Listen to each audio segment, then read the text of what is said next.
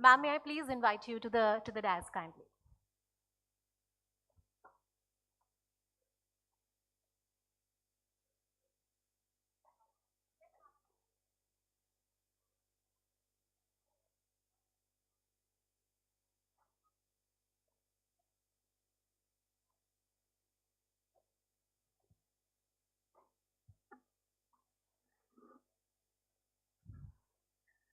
Ladies and gentlemen, let me quickly take this opportunity to introduce our guests who are with us today evening.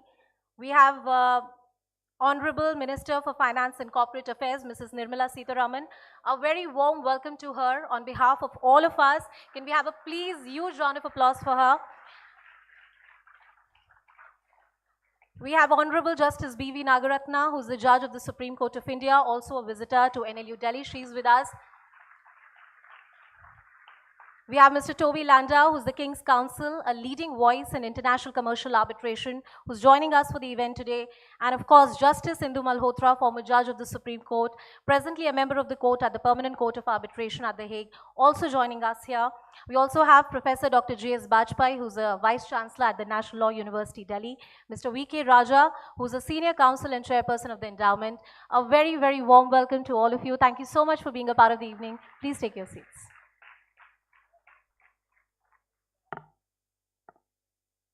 Can I request all of you to please take your seats and please put your mobile phones on silent?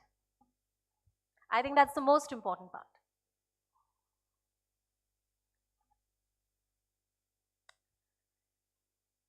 Good evening, ladies and gentlemen. Good evening once again. I'm Anusha Soni. We are here today for the unveiling of a transformative curriculum that promises to revolutionize the landscape of international commercial arbitration. National Law University, Delhi proudly introduces the inaugural postgraduate diploma course in International Commercial and Investment Treaty Arbitration. It's a course of one of its kind, something that we haven't heard before. You'll hear more about this course and why it's a revolutionary step in the minutes to come. You'd hear it from our dignitaries. But before that, we have the students from the blind school at the Lodhi Road. You can see them here right in front of you, and they're going to present the national anthem. I request all of you to rise for the national anthem.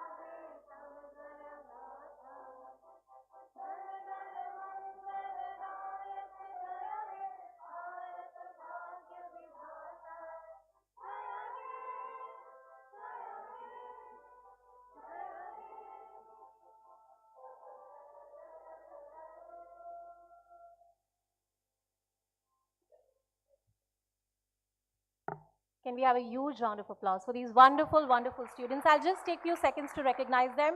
We have Toshi, Dwivedi, and Nikesh Sharma and Mohit on the flute. We have Bhavesh, Shiv, Dipanshu, Nandu Prakash, and Yash Raj as vocalists. Accompanying them are teachers, Mr. Jaspal, Mr. Vaibhav Pant, and Mehrab Ali. The students have prepared this for weeks to come, so of course, very, very grateful for their entire performance and for the national anthem. The moment is here. We'd like to formally felicitate our guests here. We have the dignitaries who are present amongst us. I'd request Justice Indu Malhotra to officially welcome all our guests for the evening today.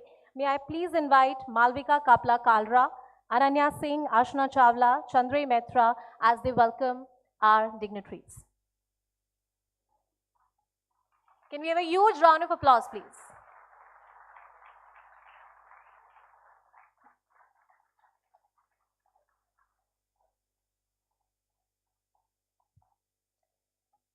So let me briefly tell you about the evening today. And of course, we have a very, very learned audience and our panelist speakers today, the Honorable Minister, the judges who are here with us today to tell you more about this. India is a bright spot in the entire world. With a fast-growing economy and rapidly expanding trade and commerce, the need of the hour is to create ecosystems which are self-reliant or Atmanirbhar. This course aims to train the policymakers and the lawyers of tomorrow to defend our national interests and ensure that India's commercial and investment-related interests are rightly guarded. As India leads the world in different arenas, this course is one such crucial step in building the right ecosystem, with our doyens from the world of law and politics supporting it. You'll hear more about this. Let me take this opportunity to invite our first speaker. Let's begin today's evening as I invite the patron of this course, the one who sowed and nurtured the idea and ensured that it sees the light of the day, that it becomes a reality today. Her own career at the bar and the bench has been an inspirational journey. She's the first woman who was appointed as the judge of the Supreme Court directly from the bar. She's an authority on arbitration, not just here in India, but her acumen recognized across the world. Presently, the member of court at the Permanent Court of Arbitration in The Hague. Please welcome the one and only Justice Indu Malhotra for the opening address.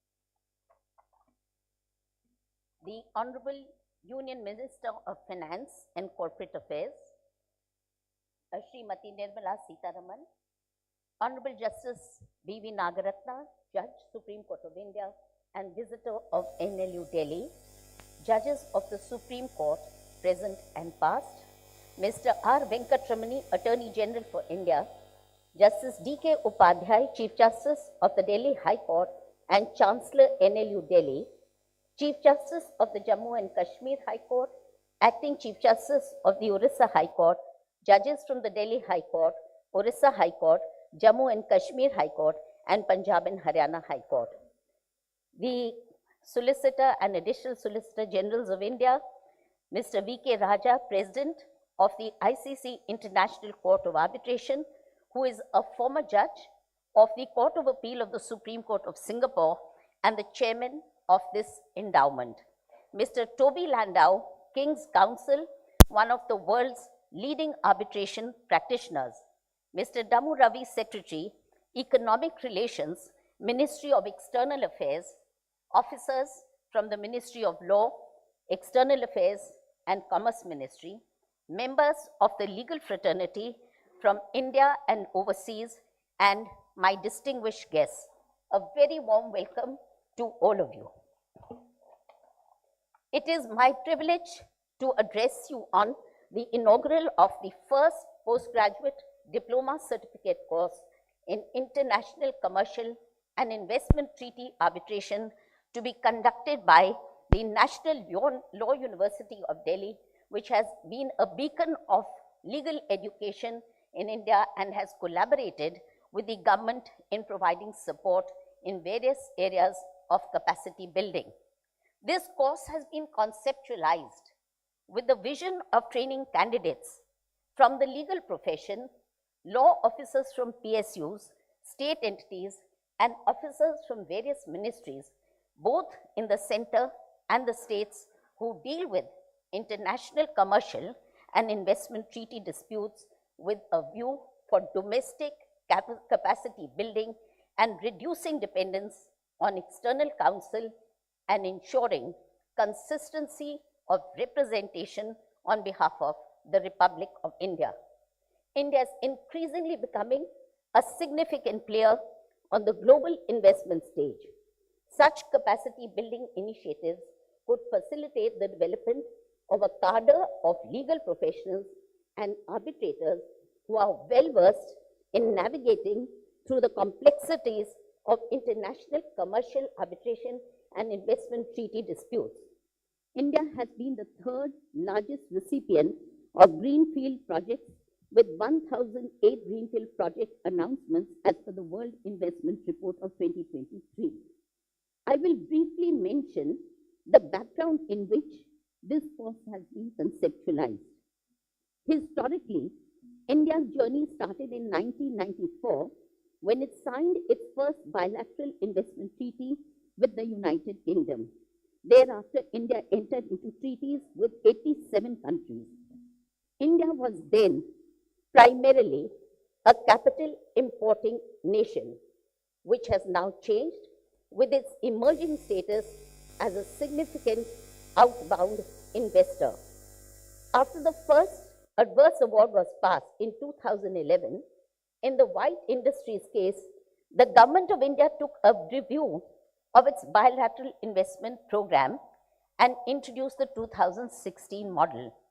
In 2017, India terminated 64 of its old generation bilateral investment treaties, most of which were based on the Western model.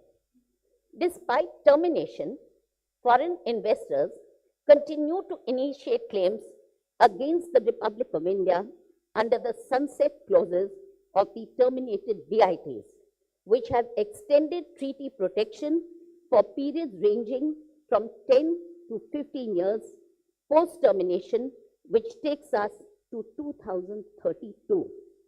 With India becoming the fastest growing economy in the world as per the IMF and its growing prominence on the global investment stage, this has necessitated a careful recalibration of India's investment treaty program. The existing investor state dispute settlement mode is also undergoing a major transformation to balance the competing imperatives of investment protection on the one hand and sovereign regulatory space on the other. In many ways, the EU itself has been involved with this debate, and the intra-EU bilateral investment treaties is also reflective of this trend. I will now touch upon some of the challenges which are being currently faced by India and other developing countries. One is the filing of parallel or concurrent proceedings by foreign investors, both under the arbitration agreement in the contract and another under the concerned investment treaty. In some cases, there are vertical claims where shareholders at different levels of the same vertical corporate chain bring claims against the state based on the same cause of action. Another issue is the filing of claims by investors under different BITs on the same cause of action. A third issue, which I think is the most disturbing one, is the growing practice of trading awards in the secondary market to hedge funders who aggressively resort to enforcement proceedings in different jurisdictions wherever India has assets. An example of this is the Devas case, where Jay Newman, the former head of the US hedge fund Elliott Management, was engaged to enforce the award against India in different jurisdictions. The involvement of hedge funds has raised a serious concern about the fundamental principles underlying international investment law. When financial entities with deep pockets purchase arbitration awards through assignment agreements in the secondary market, they completely distort the balance between investor protection and state sovereignty. This has resulted in an untenable situation where developing states face coordinated pressure tactics from entities whose sole interest is to maximize financial returns rather than maintain a productive long-term investment relationship. This has resulted in a huge drain and diversion of financial resources from the development of the country to defending itself in these proceedings. As India's infrastructure grows, The construction industry in India is now slated to become the world's third largest construction market, which employs over 7 crore people in India. This has also led to a significant rise in construction arbitrations, a tactic which is being resorted to by multinational construction companies is to treat each key milestone of the construction contract as a separate cause of action with overlapping claims and grant of interest and costs at each stage of the proceedings.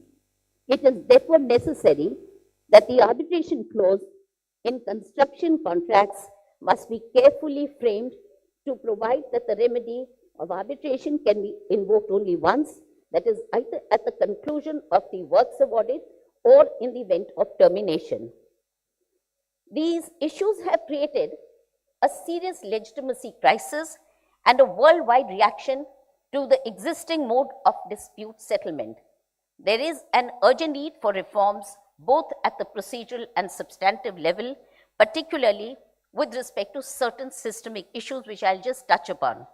One is a concern about lack of regional, ethnic and gender diversity in the composition of arbitral tribunals which arbitrate upon such claims. It is common knowledge that the pool of arbitrators at present is largely divided as either pro-investor or pro-state. It is imperative to find balanced representation in arbitral tribunals, otherwise the results of the award would be a foregone conclusion and not a fair adjudication. Another systemic issue is the inconsistent interpretation of identical or similar treaty provisions by different tribunals. A third is the mounting costs and prolonged duration of proceedings. A study was conducted by the Columbia University which reveals that the average amount expended in an investment treaty arbitration is in the vicinity of $13 million for the contesting parties, including the fees of the tribunal.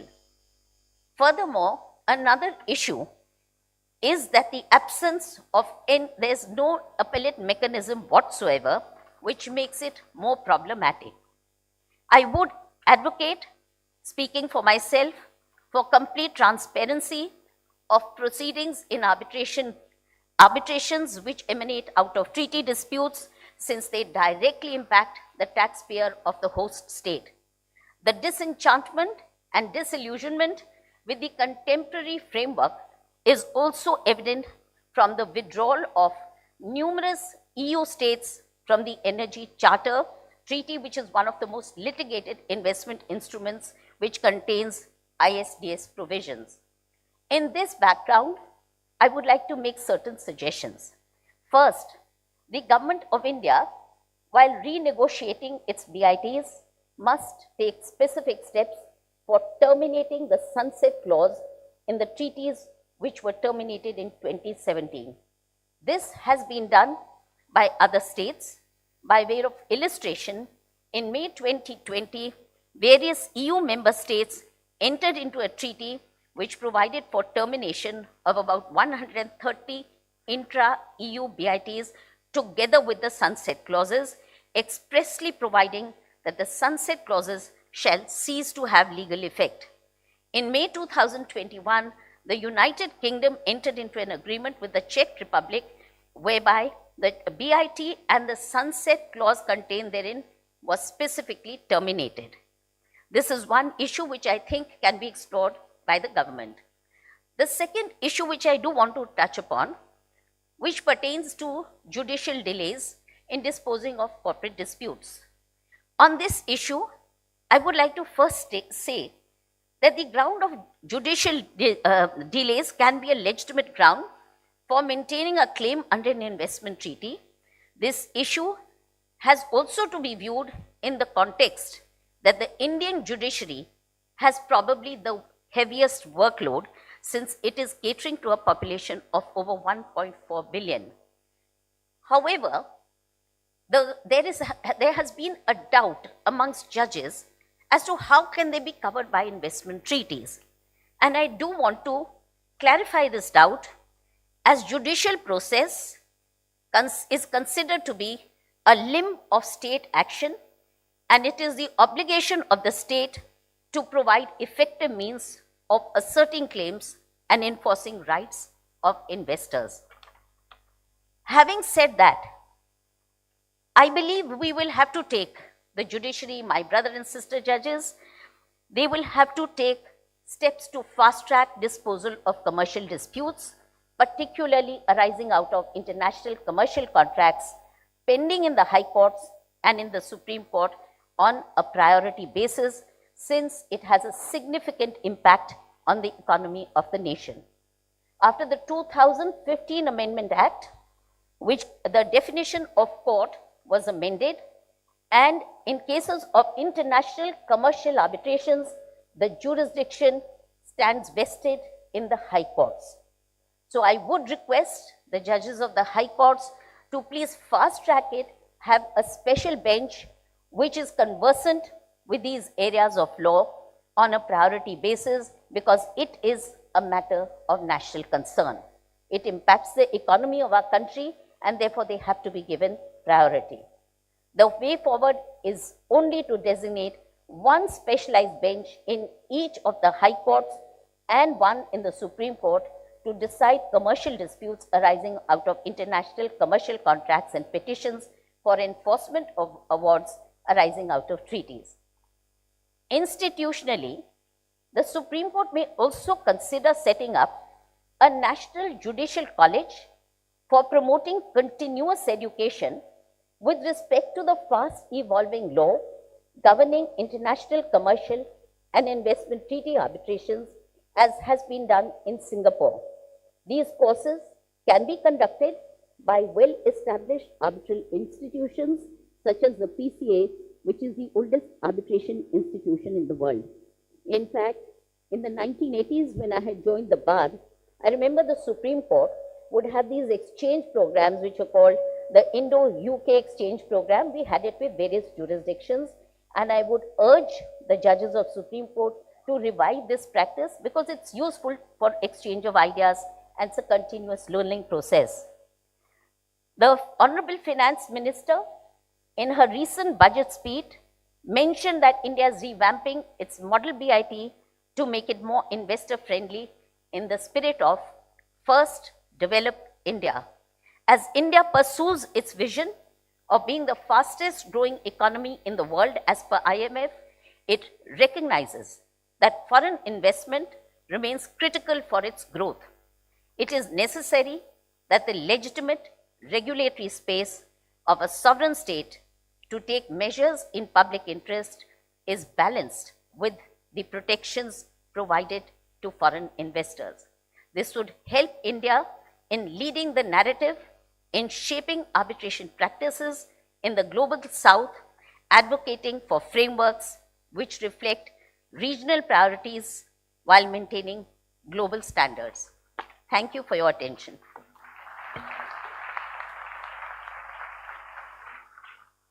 Thank you, Justice Malhotra, for that wonderful address and highlighting the concerns. The representation and greater participation of women in judiciary is ensured when women occupy leadership roles. Justice B.V. Nagaratna has many firsts to her name. A powerful voice as the judge of the Supreme Court of India, she is slated to be the first woman Chief Justice of India. Her judgments have echoed the concerns of the marginalized, a judge who is robust in her judgments and compelling in her dissents. Ladies and gentlemen, please welcome Justice B.V. Nagaratna, the Judge of the Supreme Court of India, also a visitor at NLU Delhi.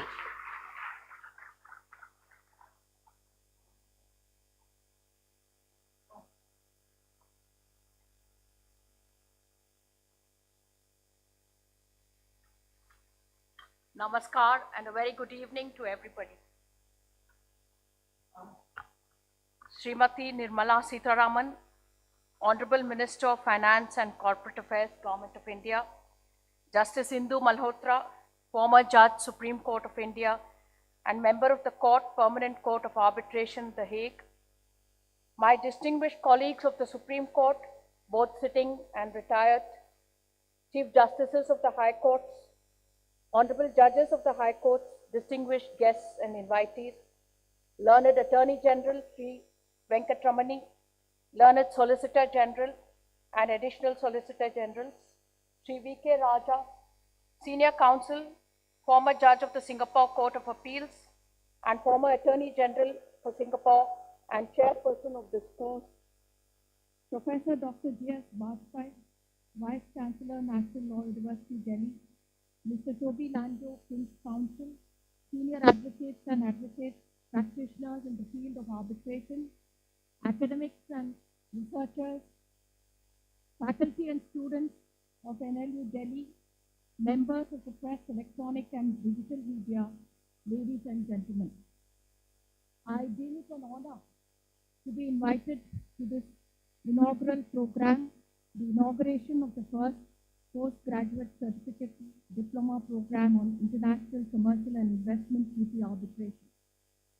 The course is meticulously designed and is a brainchild of Justice Indu Malhotra's resolute commitment to developing India's arbitration landscape.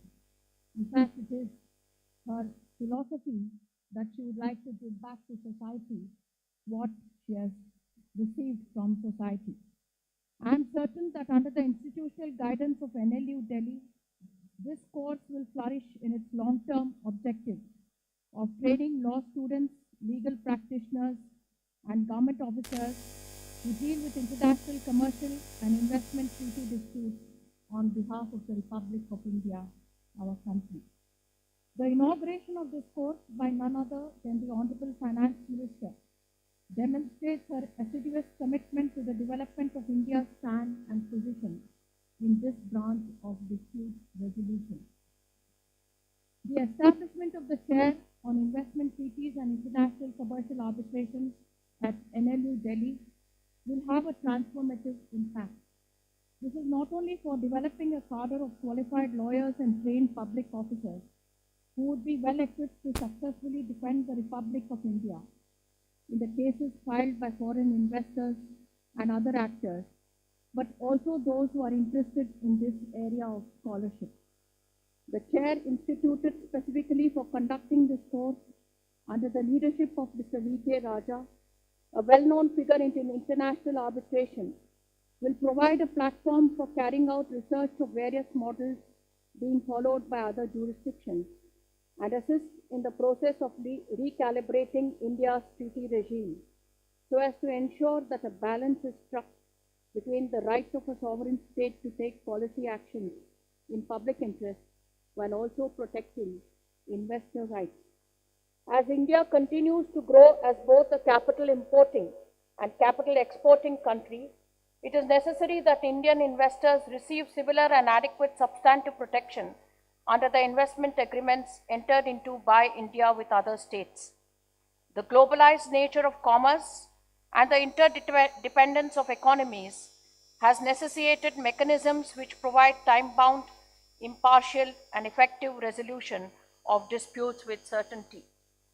Going back into history, I would say that September 14, 1992 deserves a place in India's economic history as a red letter day. On that day, the Government of India introduced new rules to allow foreign investment into the country. As a curious but natural consequence, the then Prime Minister Dr. Manmohan Singh, then Finance Minister Dr. Manmohan Singh, later the Prime Minister, was confronted whilst in United Kingdom to answer what measures India would secure for the protection of foreign investment. His budget speech for the following year brought to national attention the criticality of bilateral investment treaties, BITs, in a globalized world. Soon enough, India developed a model BIT in the year 1993 and entered into its first bilateral investment treaty with the United Kingdom in the year 1994. I am informed that since then, India has signed BITs with 88 countries and has also entered into several free trade agreements, usually incorporating a dedicated chapter on investment, which are substantially similar to the standalone BITs. Historically meant to encourage and protect foreign investment by providing foreign investors certain protections, such as fair and equal treatment, protection from expropriation, and providing a neutral dispute resolution mechanism for resolution of their disputes. The investment treaty framework is an exercise of constant innovation and reimagination. I am confident that the capacity building programs such as the postgraduate diploma course being inaugurated today will give an unprecedented impetus to Indian scholarship and perspectives. Correctly called a watershed movement in India's BIT program, all stakeholders have found much to take from the first adverse award passed in the White Industries case against India in the year 2011. The tribunal found India in breach of its India-Australia BIT on the sole ground of delay in disposal of cases in the Indian courts. With due respect, I find that the award reflects the lack of appreciation of the Indian judicial system, which caters to a vast population of over 1.4 billion people in accordance with the Indian law. Rule of law as the essence of justice is strictly followed by courts, Indian courts at all levels. Having said that, practitioners and future students of the field would be well advised to contextualize this instance as an indication of dynamism of law in the global world and the malleability it demands. Following wide consultations, India began working on a new model investment treaty. In December 2015, the government approved a revised text of the model BIT, which came to be referred as the 2016 model BIT. Now we are told that there's going to be another innovation on that. So therefore, the 2016 model BIT may have served as a template, but it cannot be the permanent framework. Therefore, the adoption of the 2016 model BIT, which was followed by significant steps that are contributing to reshaping of India's policy towards investor-state dispute settlement mechanisms, would be by further innovations. As already mentioned by Justice Indu Malhotra, there are 88 BITs that India has signed, 77 of the older generation. With the sunset clauses, there could be arbitration proceedings for a further period of 10 to 15 years. India has also significantly joined the joint interpretative statements with some countries like Bangladesh, Colombia, and Mauritius to clarify the meaning of certain crucial provisions in the BIT. This is to limit the ability of the ISDS tribunals to interpret the treaties widely or to entrench upon the sovereign duty to frame regulations in public interest. I need not go into the decisions in this regard to this enlightened audience, except refer to CME Czech Republic BV versus Czech Republic, where the common interpretation was relied upon to clarify the applicability of principles of res judicata to the disputes arising from the underlying BIT. India is not the only country which is rethinking its BIT regime. The discussion is happening at a global level. These treaties are actually meant to encourage foreign investments by providing foreign investors certain assurances regarding treatment and protection of their investment by the host state, and also for providing for a neutral dispute settlement mechanism. The claims made by foreign investors have resulted in a review of Indian taxation laws, criminal laws, and judgments of our courts, which are regarded as an integral part of our state's sovereignty. There have also been cases where investors have questioned the state's right to make regulations in public interest. One of the widely discussed cases in this regard is the tobacco giant Philip Morris against Australia, where the investor claimed that the country's new packaging and labeling requirements for cigarettes violated the investment treaty provisions. Another one is the Vattenfall Swedish energy company case. Disputes brought by foreign investors challenging policy decisions of the government taken in public interest is a matter of serious concern. The courts are often faced with this dilemma. These disputes have raised serious doubts regarding the legitimacy of the process of dispute resolution itself. Addressing this legitimacy deficit is at the course of discussion on reforming the ISDS system, for there has to be a balance between the interest of the foreign investors on the one hand and the country's sovereign interest on the other in a most pragmatic manner. A large number of states, both developed and developing, have been taking a relook at their investment treaty regime and recalibrating the ISDS mechanisms.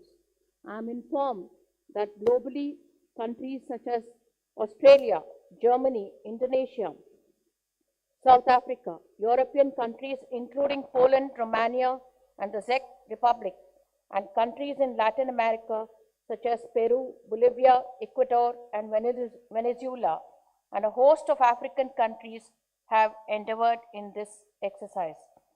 India's past experience in commercial and investment arbitration has highlighted significant challenges which are faced by most developing countries and have brought to the fore the urgent need for capacity building to engage with complex investment treaty disputes for the defense of the country. In my view, a comprehensive understanding of investment treaty arbitrations is indispensable not only for protecting foreign investments in India, but also for creating a balanced and equitable investment regime which respects state sovereignty while fostering investor confidence. This intricate balancing requires the legal and academic communities to analyze and navigate the nuanced obligations and protections enshrined in BITs and international investment agreements. This course and several following its template can play a pivotal role at developing subject matter expertise to help the government deal with high-stake claims by engaging in consultation at an early stage rather than letting the matter gravitate to a sizable dispute. In fact, one of the questions was whether we have a SOP to deal with these matters in India.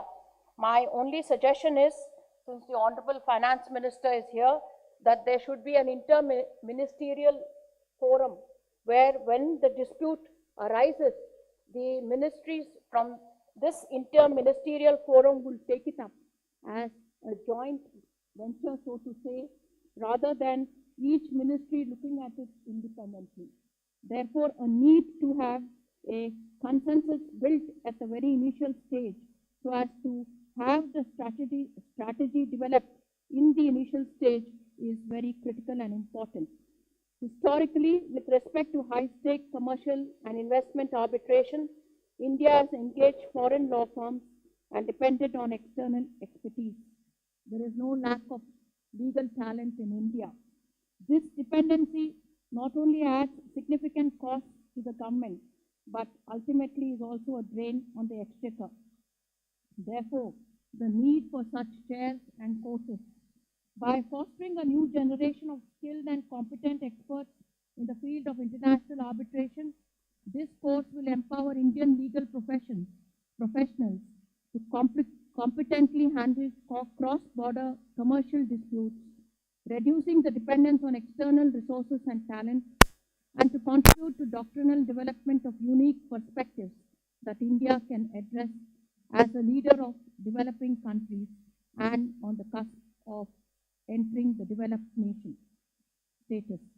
The systemic defects can be suitably addressed only if we carefully develop a theoretical framework with a pragmatic approach which balances investor protection and the developing state's margin to pursue policies in sovereign and public interest.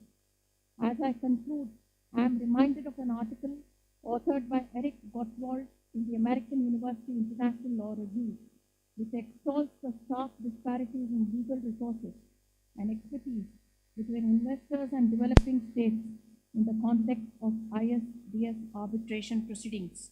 In the case of CDC versus Republic of Seychelles, Seychelles is a country with only 80,000 population.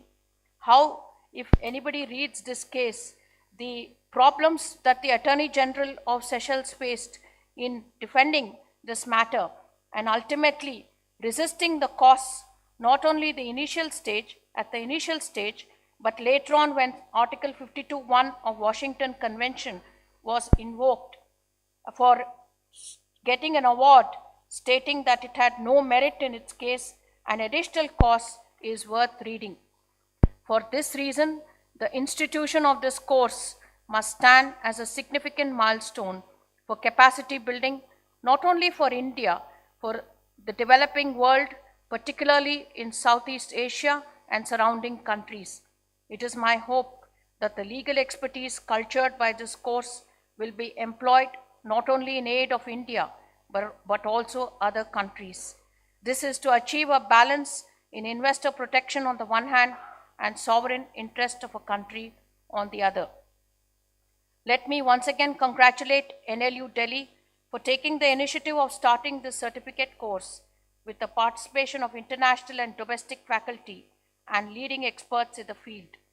The participation of officers from the government, public sector agencies, lawyers, and faculty members would be of immense significance. This course is not merely an academic endeavor.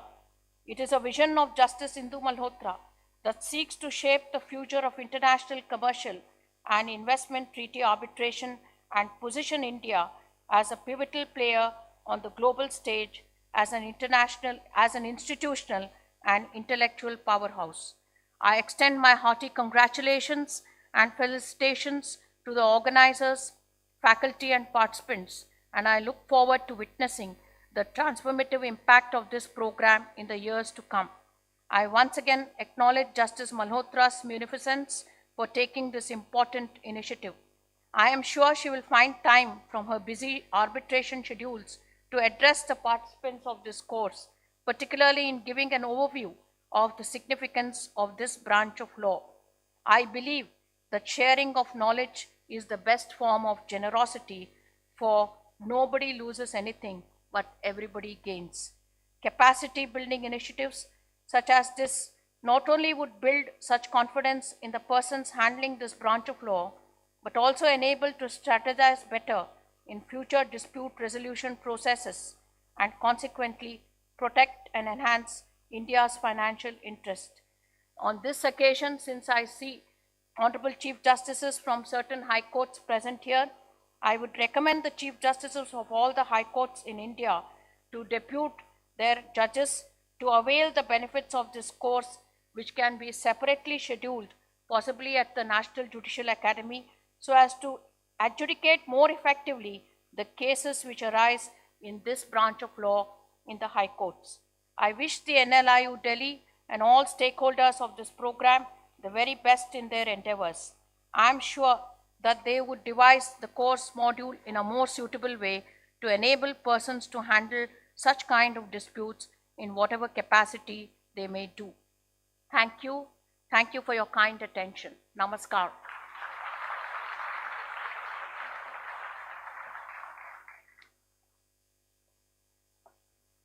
Thank you, Justice Nagaratna, for sharing your knowledge and for your generosity.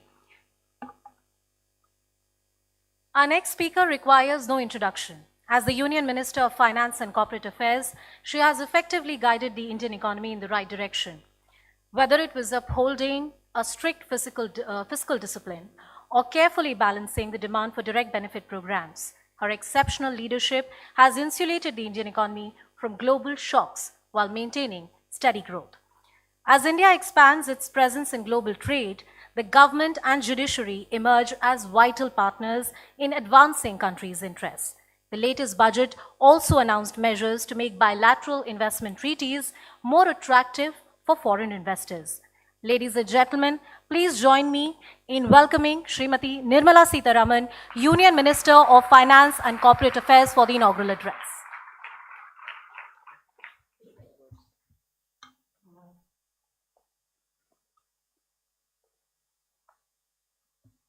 Justice Nagaratna,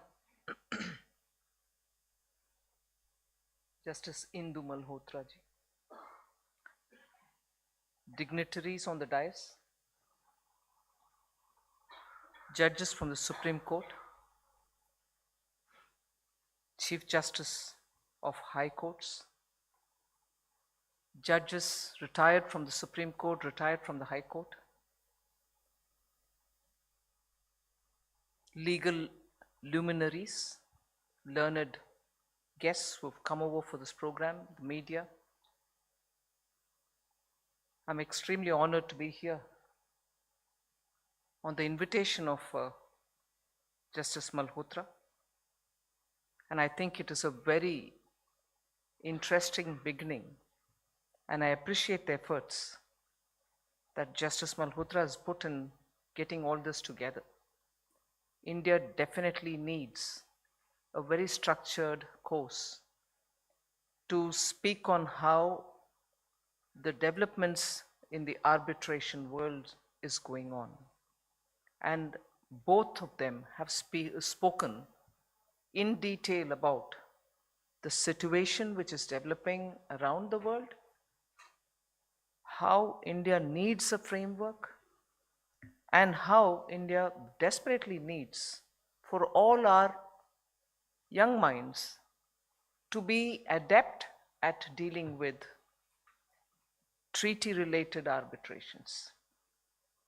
So I congratulate Justice Indu Malhotra for this effort, which is so required for India at this stage. I also think the National Law University in Delhi is the best suited place where she's chosen to install this and carry forward the work that she has planned. It's, I understand, the second ranked or rated law school in India under the national NIRF rankings. So it is just the right place for a work of this nature to be located from. I also appreciate the involvement of Mr. V.K. Raja, who has served earlier in Singapore as a former judge of the Court of Appeal and High Court of Singapore, and also a former Attorney General of Singapore. These bright minds with a lot of exposure and experience are just going to make this very course very rich and much envied course for many others who don't seem to have the access immediately, but I'm sure in the medium and long term, most people can benefit out of a course of this nature. It is one thing for universities which teach law to have their courses periodically reviewed and add elements which are in the growing domain. But it is distinctly different for a judge who has seen it through her career and now who's still active in the arbitration domain to conceive of a course and to have it formulated in such a way that it can be delivered with a time span of only 4 months, because when you're going to take this course, you're already into practicing law and you're not going to have to do the same extent of time in acquiring this knowledge. And therefore, I appreciate the call that Justice Nagaratna has given to all her brother judges and sister judges to make sure that members of the judiciary can participate in this course and acquire the expertise from there. A lot has been said about the BIT, and in my short span in the finance ministry, I've had some experiences which in this context I'd like to share. And in my mind, those are the evolutionary consequences, evolutionary change which is happening in the BITs of the world all over. But because of that, being at one end of the BIT story, India has received quite a few challenges to face. And those challenges are helping us shape as to how we can deal in the future with our BITs or with our arbitration. And in that, one of the very important elements is what Justice Nagaratna spoke about. I appreciate and I thank her for having that thought shared here. India's governance mechanism should have an SOP for handling at the earliest stage when arbitrations set or start rolling out. And in that, it is important to have very senior level bureaucrats from various concerned departments for which the arbitration will have something, or in that particular case will have a relevance, to be alerted and come in the form of a quick response team, the QRTs of the world, so that they understand the dimension, its implication, the collaterals which come out of it, and in stages start planning for a considered and well thought through response for such an action. We do not have an established institutional mechanism for it. Ma'am, you're right in pointing that out. We have been, as and when, forming such groups, and I can say in my 5 years, I've had that instance more than a couple of times. Of course, the bureaucrats come together quickly and take up the matters, but even bureaucrats sometimes need those who are exposed to global arbitration environments, ecosystems, to advise and to take them forward. So one, to have a standard operating procedure as to what happens when and who's got to respond and how, as a laid down institutional arrangement which should fall in place the moment there is a notice for an arbitration from somewhere. And also to have that level of external input and advisory coming in is equally important. So I take your advice, ma'am, and I'm sure we'll be able to work together with at least immediately the Finance Ministry, the Law Ministry, and the MEA. And I'm happy the Secretary East is here, and he's also taking care of the arbitration related matters. So we should be able to come up with some kind of a setup. As was mentioned earlier, investment treaties have focused on the investor security protection, and also later, as we find, as in India's case, you have the discussion points ranging from 1994, when the first bilateral investment treaty was signed with UK, 1996 when the code was also passed, and after that you have till 2016 that old BIT running currency. Yes, about more than 80 countries came in and we had signed agreements with them. But even as we were signing, we were conscious of the deficiencies which we were facing. And that necessitated a fairly impactful decision in 2016 when we called off all the old treaties and said a new template is being brought in, and it is the new template which will run currency from then. And since after 2016, we've had a few countries coming in, but even 2016, I'm sort of moving fairly rapidly on the years, but even 2016 BIT template has been found inadequate to meet our requirements. As a result, in 2024, where we have signed two BITs, one with the UAE, and other thing, also as Justice Nagaratna rightly pointed out, as a part of the FTA where you had a separate chapter, you also had dealt with it when you were talking about the Australian experience. But we also see that even developed economies are now moving away from the old-fashioned BIT, which looked at investor protection, but I believe inadvertently led to a situation where sovereign space was completely left open and loose. As a result, the BIT did not ensure that the sovereign domain is protected adequately, and I find, in my own limited experience, I'm sure if we study more of the developed economies and their sovereign space, you will have more information. But my limited exposure to the global south, countries who are developing, and some emerging markets, and India, have borne the brunt of our policy space being encroached. And as a result, you end up with a situation where you're trying to scramble the arguments to restore what is the right of the parliament, what is the right of the sovereign state, especially, I'll take one example, but there are very many more, especially on matters of taxation. As a result, you end up going from one jurisdiction to another, fighting for your sovereign right. And that is where the BIT 2016 has been improved upon in bits and pieces when we are dealing with newer investment agreements which we are signing with other countries.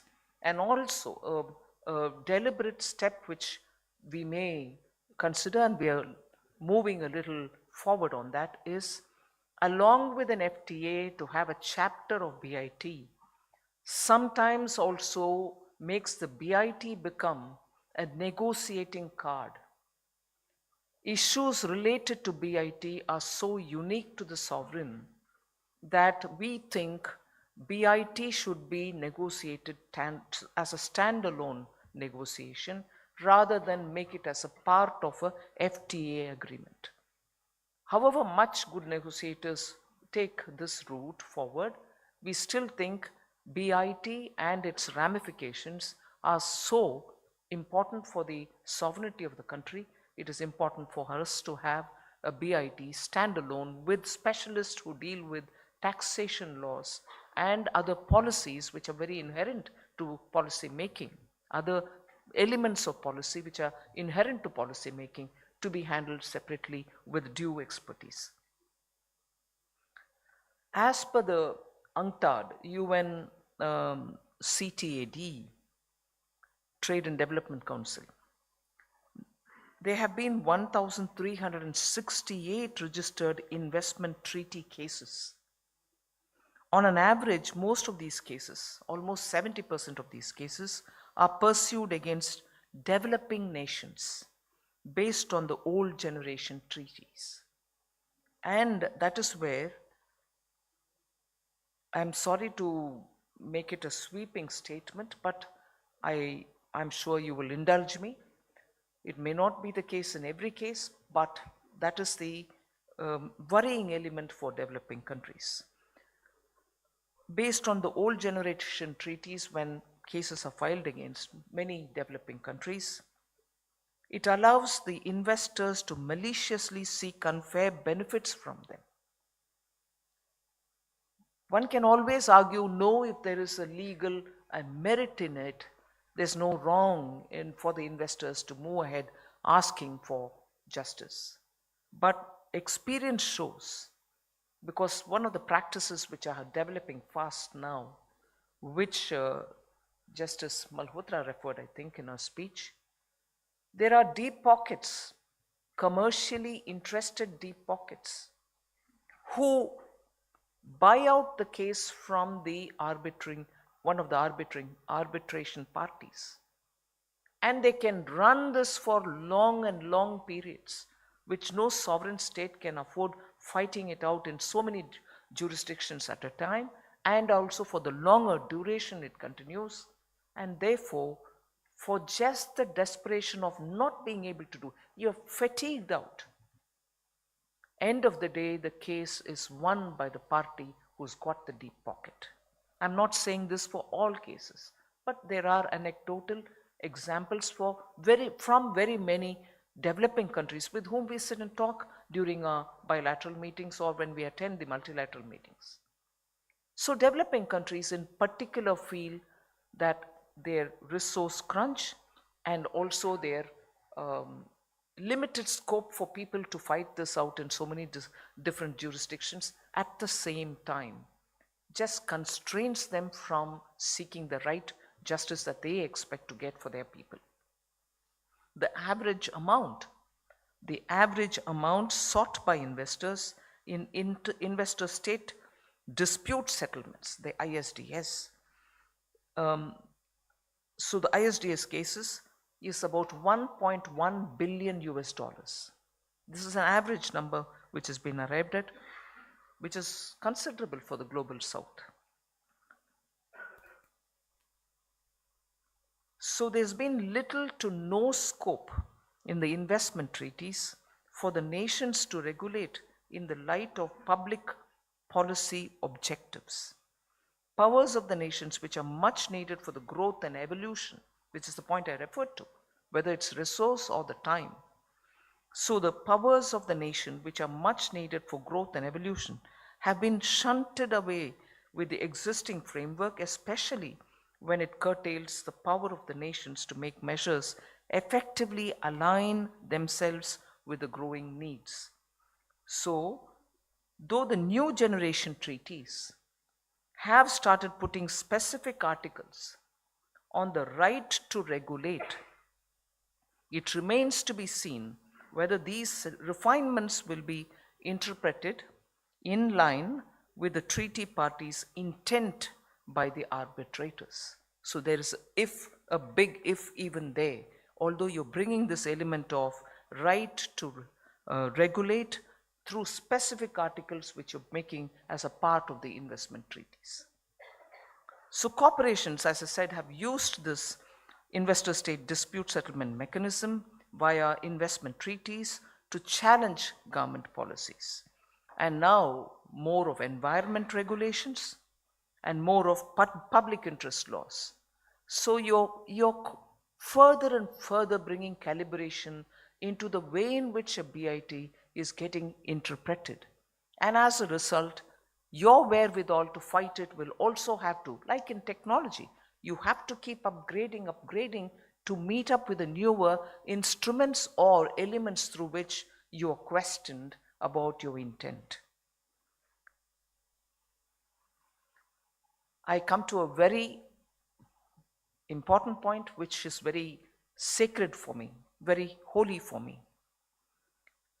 Arbitrators, and I would say often, arbitrators have ignored the judicial decisions of the host country. Even findings related to crimes like fraud and corruption, which have been established through the court of law in the host country, while arriving at an arbitration outcome, which puts the states in a conflicting position to accept the award. Now, when deep consideration is made, an investment treaty must not only provide better regulatory powers to the nations, but must also serve as guidance to international arbitrators to restore faith in arbitration.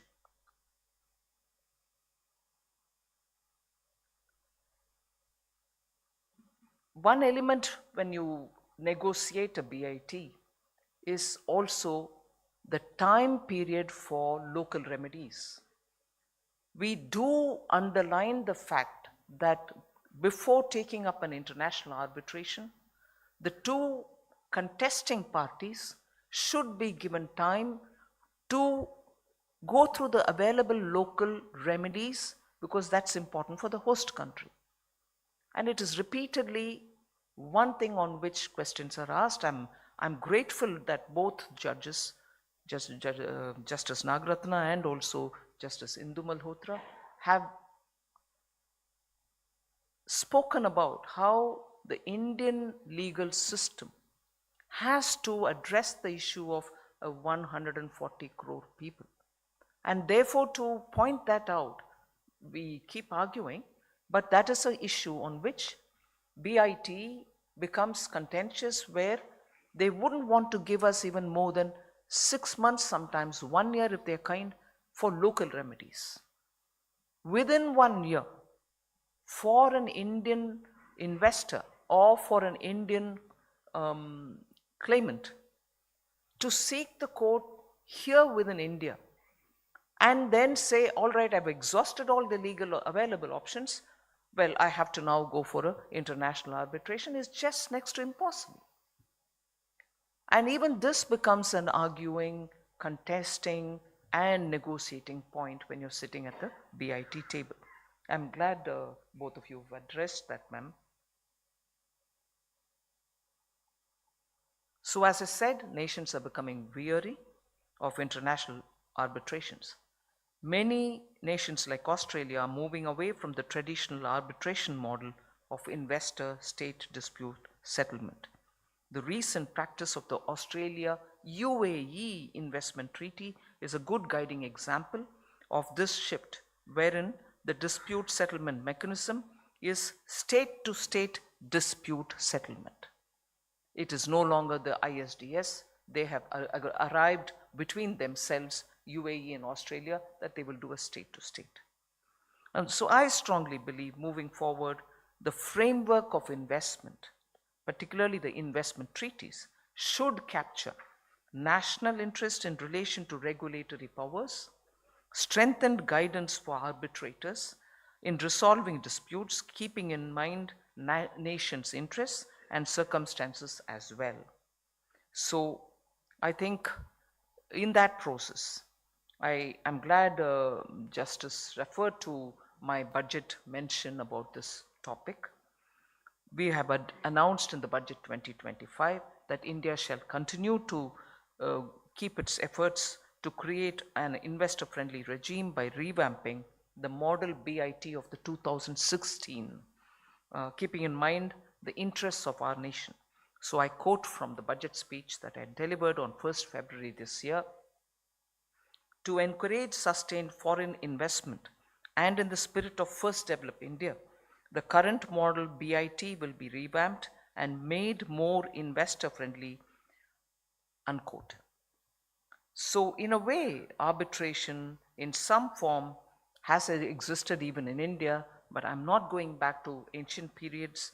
But what is important is international arbitration, supported by the New York Convention, ensures that the arbitral awards are enforceable in 160 countries.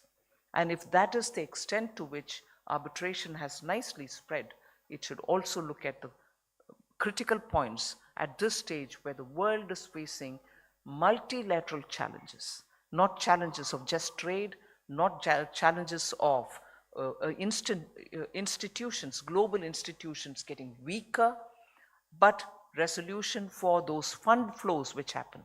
Just as it was mentioned, India is an outbound investment destination.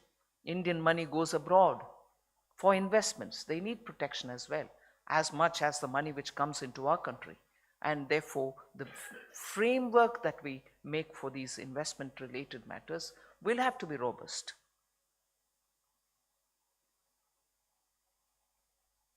Commercial arbitration in India has seen a massive growth since its codification in '96. And this, therefore, will have to be something which will have to affect all of us.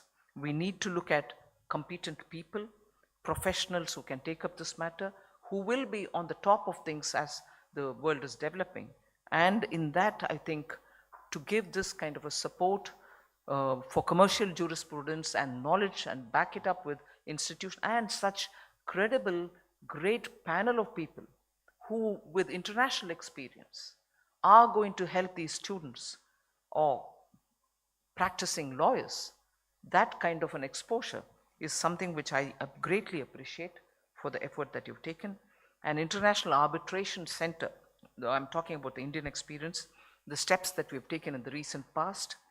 An International Arbitration Center will be set up in Gift City as per the announcement which we made in 22-23 budget for timely settlement of disputes under international jurisprudence. Gift IFSC, the work is going on in drafting the rules for international arbitration. The report was submitted in July. We are actively considering it, and we should be moving forward on putting the rules forward on it. An arbitration bar of India was inaugurated in May 2024.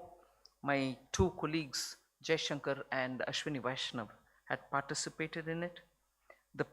This particular professional association will be helping in advancing alternative dispute resolution. The Permanent Court of Arbitration, the PCA, is also setting up an office in Delhi, and the PCA's local presence will bring in greater potential to reduce the costs of arbitration. And in October 2024, the Ministry of Law and Justice has unveiled the Draft Arbitration and Conciliation Amendment Bill of 2025. Of course, this is going on. Several stages of amendments have happened, 1996 to 2015, 2019, and 2020. Now you have one more coming in 25. The New Delhi International Arbitration Center was created in 2019 that also shows our commitment towards strengthening the entire arbitration ecosystem. Center has also notified the India International Arbitration Center regulations of 2023. And under the Act, I think we continue to empanel reputed arbitrators, both for domestic and international arbitration, because a chamber of arbitration has been established. So, in conclusion, I would say this is a great attempt, brilliant step forward by Justice Indu Malhotra. I greatly appreciate her effort and her commitment to bring capacity in our manpower, in our specialists, in our professionals. I think we should greatly, all of us, support her. India needs to give that strength to our professionals, because that's only going to lead to greater strength of India's own arbitration world, and above all, for the sovereign, it will be a great service towards bringing capacity in an increasingly complicated world. So thank you very much, Justice Malhotra, for your efforts, and thanks to all of you all for giving me a patient hearing. Thank you very much.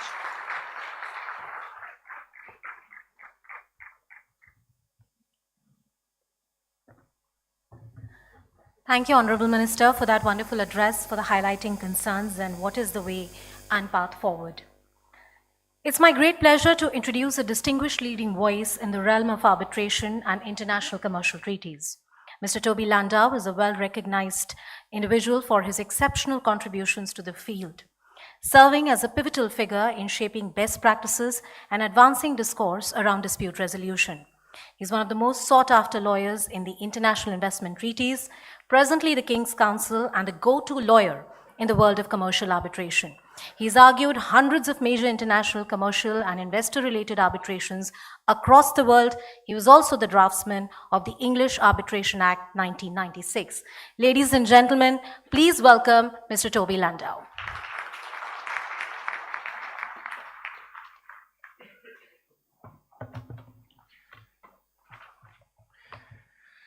Honourable Minister, Honourable Justices, distinguished guests, ladies and gentlemen, namaskar. This is an inauguration of an extremely important, timely, and welcome program. It's important because India and Indian parties are now major players in both international commercial arbitration and in investor-state dispute settlement, both as claimants and as, of course, in ISDS, respondents. It's timely because international commercial arbitration activity has markedly increased within India, because Indian parties are increasingly capital exporting and active outside of India, and because, as we've heard, India has faced and increasingly is facing ISDS claims with a huge potential exposure. So it is now pressing that we build capacity, you build capacity within India. That means in terms of credible counsel and credible arbitrators, that you deepen the policy debate that is taking place within this country on both commercial arbitration and investor state, and that collectively we prepare and best equip India and Indian parties to navigate and succeed in both prosecuting and defending these kinds of claims. My focus is on investor state, and that has been the focus of all previous speakers. We've heard that in March 2023, the government of India terminated 68 of its BITs. But we've also heard of the sunset clause, which means that, like it or not, this country is stuck, for present purposes, with a lot of active treaties and therefore with an ongoing potential exposure. It's also fair to say that there is a bit of a turning point at the moment, or a crossroads, because in terminating those BITs, India also at the same time invited new treaty negotiations. And there are a large number of countries that are now increasingly pressing India for new treaties. It was reported indeed yesterday in the Indian press that Switzerland and Liechtenstein, Switzerland being the largest trading partner of India amongst EFTA countries, is now putting considerable pressure on India to negotiate and conclude a treaty. So it is now critically important that issues of policy in terms of future treaty portfolio are addressed, but also that given the sunset clauses, India tries to empower itself as best it can to deal with ongoing disputes. Now here, I switch to what I'm going to really focus on, and that is the inside view. Life at the coalface of fighting and deciding these cases. I've been an arbitrator myself in over 40 investor-state cases, appointed by probably around about 35 countries in all. I've been counsel in over 50 investor-state cases, and I have been involved in a large number of India's investor-state cases, both for India in the White Industries case, and I'm sorry to say, against India in a large number of cases. So large that I'm grateful to the government of India for granting me a visa. But that experience means that I feel I am equipped to tell you what it looks like in terms of deciding these cases, in terms of defending India, and I'm afraid in terms of acting against India. So here is your highly confidential inside look, not to be mentioned outside of this room. Firstly, let's recap on what you've heard already, which I'm going to distill in terms of the problems of investor-state arbitration as a mechanism. It didn't come out of the blue. It came to address a problem, and the problem is a long historical issue about how to protect foreign investors abroad. Without investor-state dispute settlement, there wasn't very much, actually. There was possible access to national courts of variable reliability. There was the system of diplomatic protection, or espousal. And that, of course, used to turn up as gunboat diplomacy, nothing like a blockade of a foreign port to focus the mind. And now, in the Trump era, we are in a world of tariffs and sanctions, increasingly. And so without a credible dispute resolution system, we may, I'm afraid, fall back on what are strong-arm tactics. They are politically complicated, they're often unavailable to investors, and they are highly unattractive. So that is, in a sense, why we've got this system, and we have to pause before we simply abolish it. Abolishing, however, is not the only answer. There are alternatives. In the years since 1959, which was the first bilateral investment treaty between Germany and Pakistan, there has been an exponential growth in these treaties. The limit got up to around about 3,000 a few years ago before countries started to terminate, and that number started to come down. India, of course, started its portfolio in 1994, and as we've heard, by about 2015, it had signed 83 BITs, even by then, 74 of them in force. Alongside the exponential growth in treaties, an exponential increase in claims. And what is very interesting here is how recent this field is from the point of view of international practitioners. Because whilst the first treaty was 1959, nobody noticed. These were Kodak moments, where a foreign delegation would be sent abroad with lots of business interests alongside and told, when you go there, you must agree something. There must be an occasion where people will take photographs with people shaking hands over a table with lots of flowers, and something is done. And bilateral investment treaties was often the candidate. It was signed, and then it was filed away, and nobody really focused on what it was doing. In the first claim against Pakistan, SGS against Pakistan, there was a wonderful moment, not well publicized, where Pakistan, having received notice of the claim, looked around and discovered it couldn't find a copy of the treaty. And the only option was through diplomatic channels to ask Switzerland, its counterparty, for a copy. That was how relevant the treaty was in those days to actual economic policy. That, of course, has changed as the generation of treaties have changed. But what's also changed is lawyers' awareness. And actually, I can think myself of a number of major claims that were fought before about the year 2000, which could have been treaty claims, but nobody realized that these treaties exist. Now we've woken up. And for India, that started actually quite early with the Dabol case. That was the first, Dabol and Bechtel was one of the first cases that actually people woke up to the opportunity of treaties. Now that opportunity has been seen, it has been truly embraced. And what that means is not only that numbers of claims are just going to increase, it also means that lawyers' ingenuity is applied to the terms of the treaties. And that means stretching concepts, such as what constitutes a qualifying investment. who is an investor, and what kinds of state conduct might lead to international responsibility. Because of that, the coverage has now exponentially increased.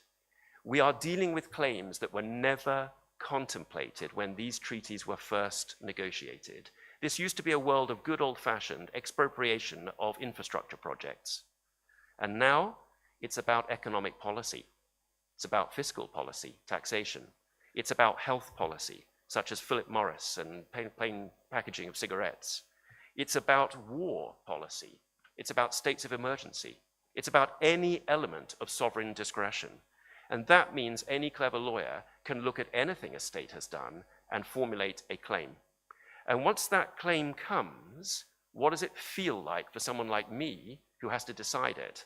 And this is something you really need to focus on, because it's totally different to what it feels like in a commercial arbitration. The reason for that, well, there are a number of reasons for that, which I'm going to just identify.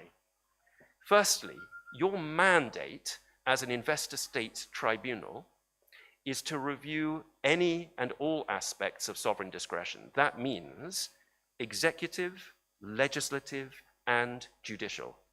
That means a grubby lawyer like me, private lawyer, is appointed to decide whether any act of the government in the exercise of its executive discretion was up to an international standard or can be impugned. Any act of your parliament, whether a law itself from a sovereign parliament is in line with international law and the guarantees in the treaty. And as I'm going to come back to in a moment in a bit more detail, any act of your judiciary, including the apex court.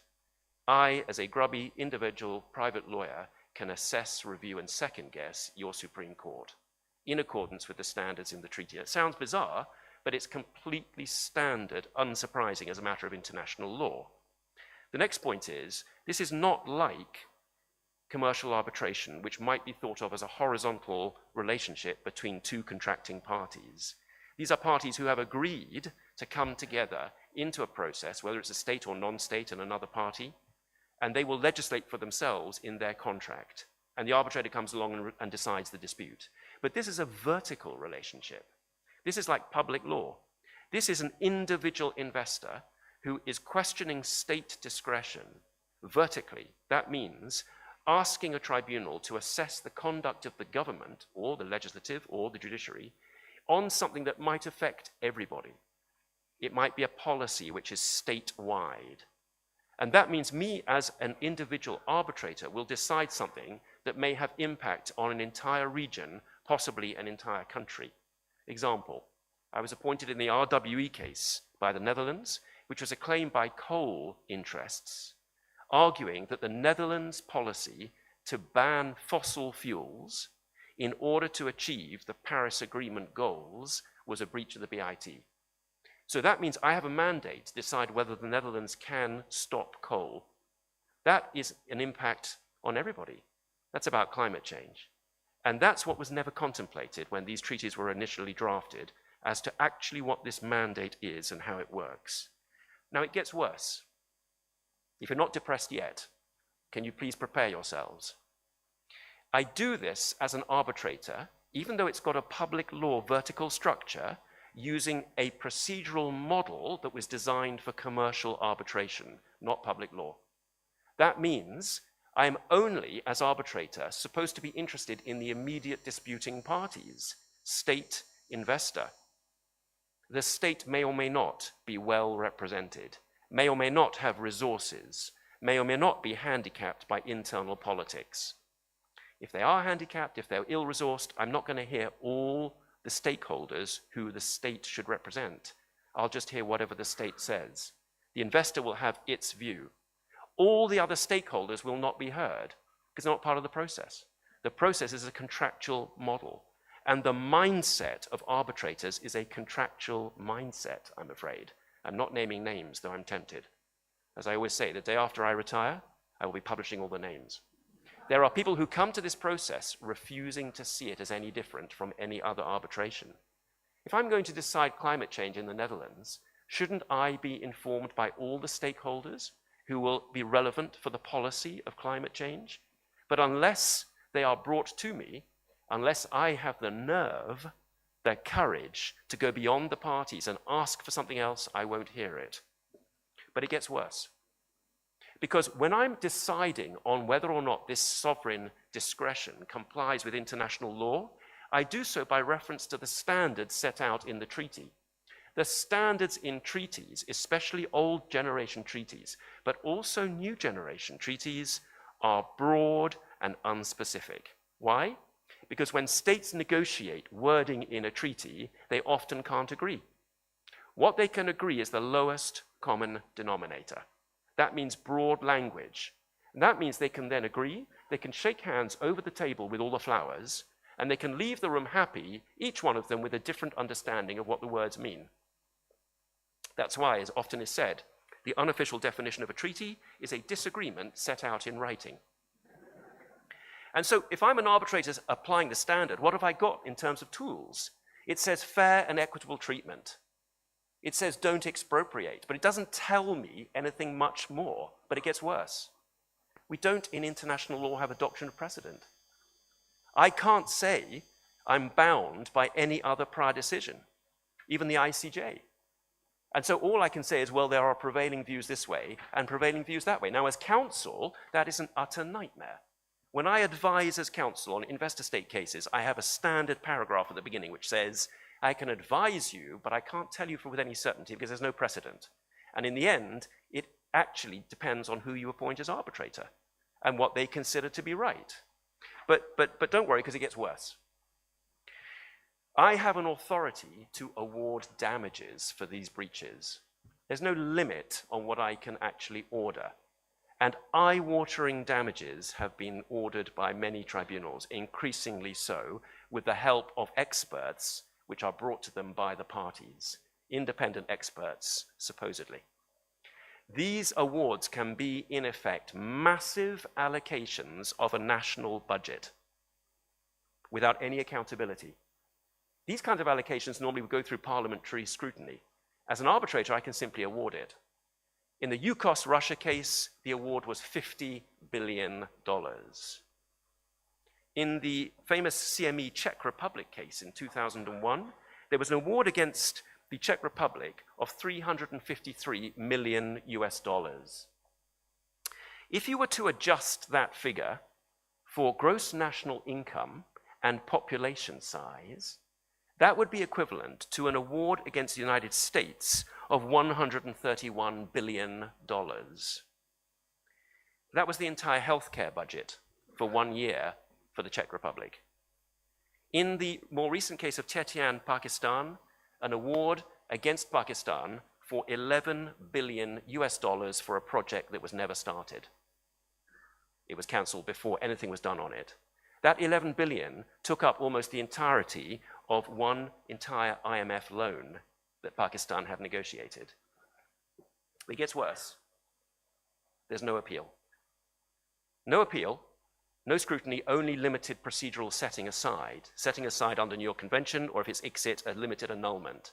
And that means under the New York Convention principles, no relooking at the merits. But it does get worse, because there's also, of course, mandatory recognition and enforcement of the result. That is a recipe for potential disaster. And that's where the pressure is coming from. There are problems then, further problems in the actual application of this structure. So structurally, it's problematic. In its actual application, it's problematic because of inconsistent results, because of issues of legitimacy and accountability, because of the quality and expertise, i.e.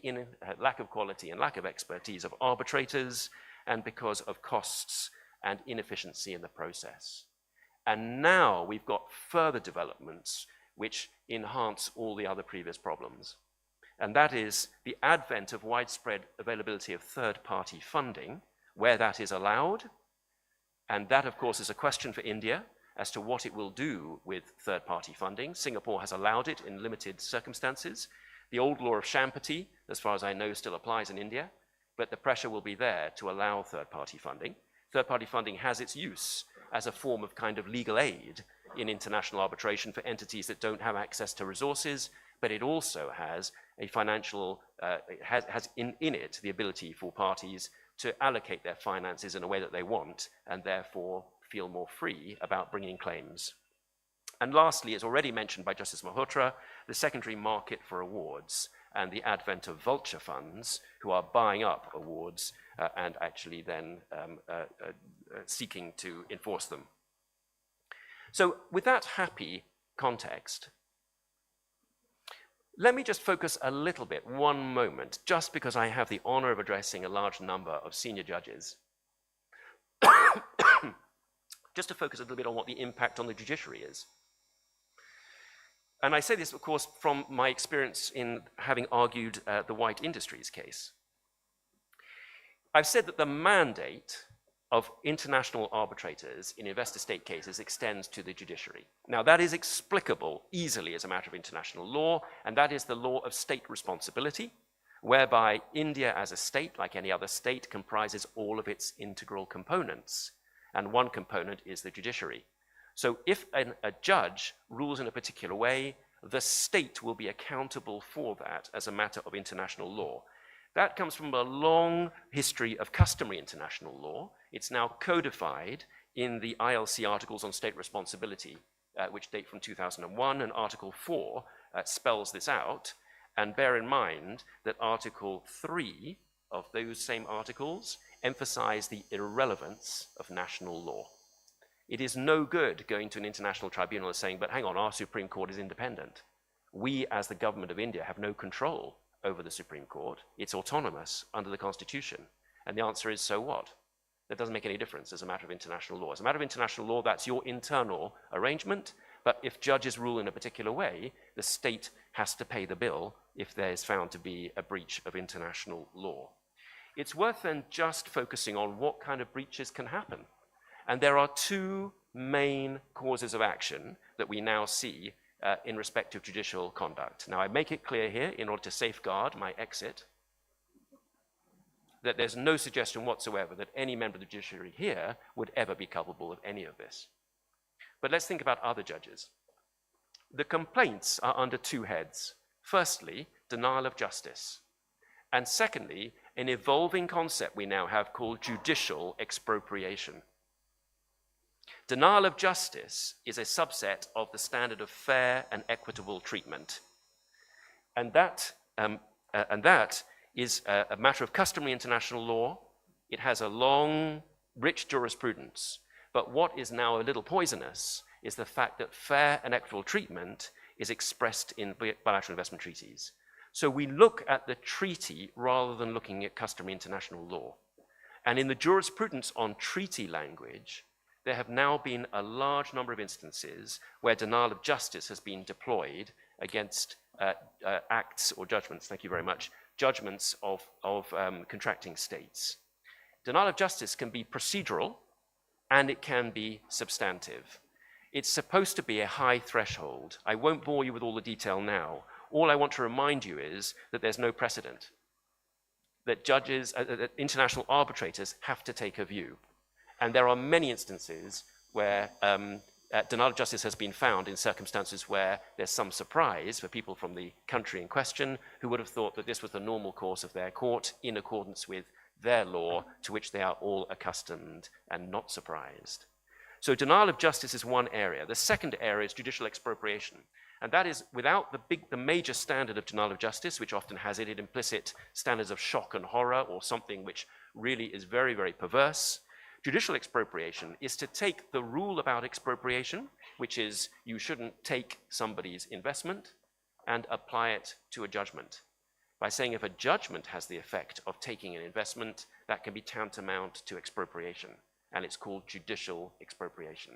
Again, I'm not going to give you all the detail of that now, because I'll invite you to attend the course instead. But where this matters now is you get a crossover between commercial arbitration and investor-state. The crossover here is that if judges don't act in a certain way in relation to international commercial arbitration, the chances are they will face an investor-state claim.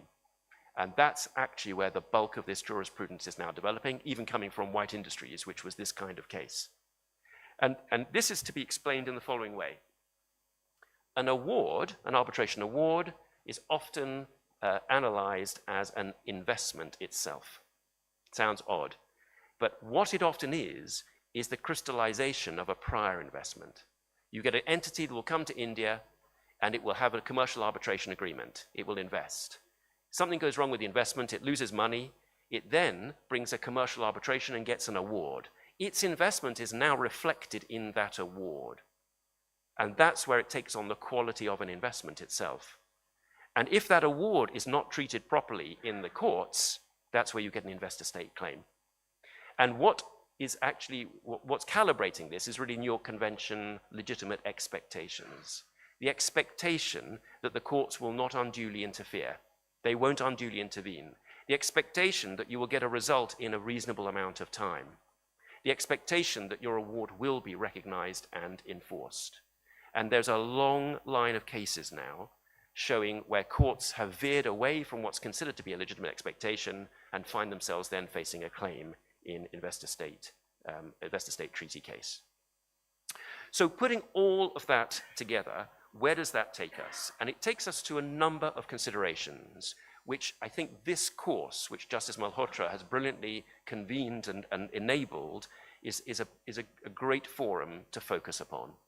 So firstly, what are the points for India's future BIT portfolio? What should it be negotiating now? Should it be negotiating treaties at all? And if so, what shape and size? As I understand it, there are at least 37, if not more, ongoing negotiations at various stages at the moment between India and other countries. So this is a burning issue where policy input is absolutely critical. But beyond that, what is the practical reality now with the existing portfolio? So everything to do with new treaties is in a sense aspirational. Depends on negotiations, it depends on the future. But now is a critical moment, and it will be for the next 10 to 15 years because of sunset clauses. And what I can say is, from my experience at the coalface, there are concrete things that can be done to improve the position for states in India's position, to enhance its ability to defend itself, and to avoid claims even under the current treaty structure. Very tempted to stop there and say, if you want to hear about it, see my clerk. But I'm not going to say that. I'm going to actually tell you what some points are which can be developed in the course of this forum. So practical points, first of all, to navigate current claims. The experience now putting my hat on as counsel, and especially my hat as opposing counsel to India. The experience is that, as with most other countries, the first problem for a country such as India is timing. In most of these cases, India, like other countries, will find itself obviously in a defensive position, but actually trying to catch up. The structure of this process, like any arbitration, is that the claimant has the luxury of time. The claimant can get together the entire case before commencing the process. Once the process is commenced, the state has then got to catch up, hasn't had that time beforehand, unless the state has been aware that a claim is coming. Now, the point about investor-state cases is you actually have a cooling off period in most of these treaties.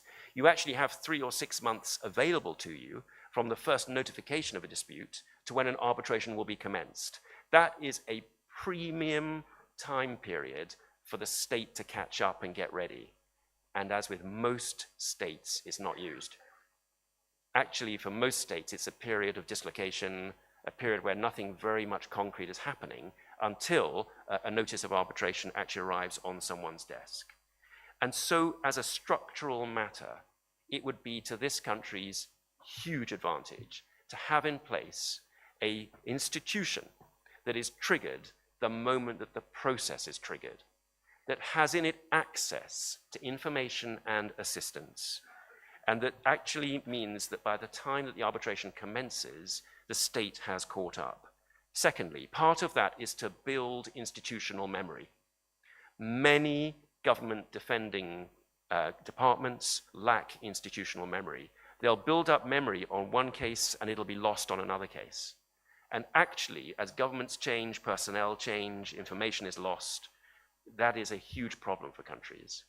and therefore a structure to build a permanent institutional memory that can be accessed by whoever needs it is absolutely critical.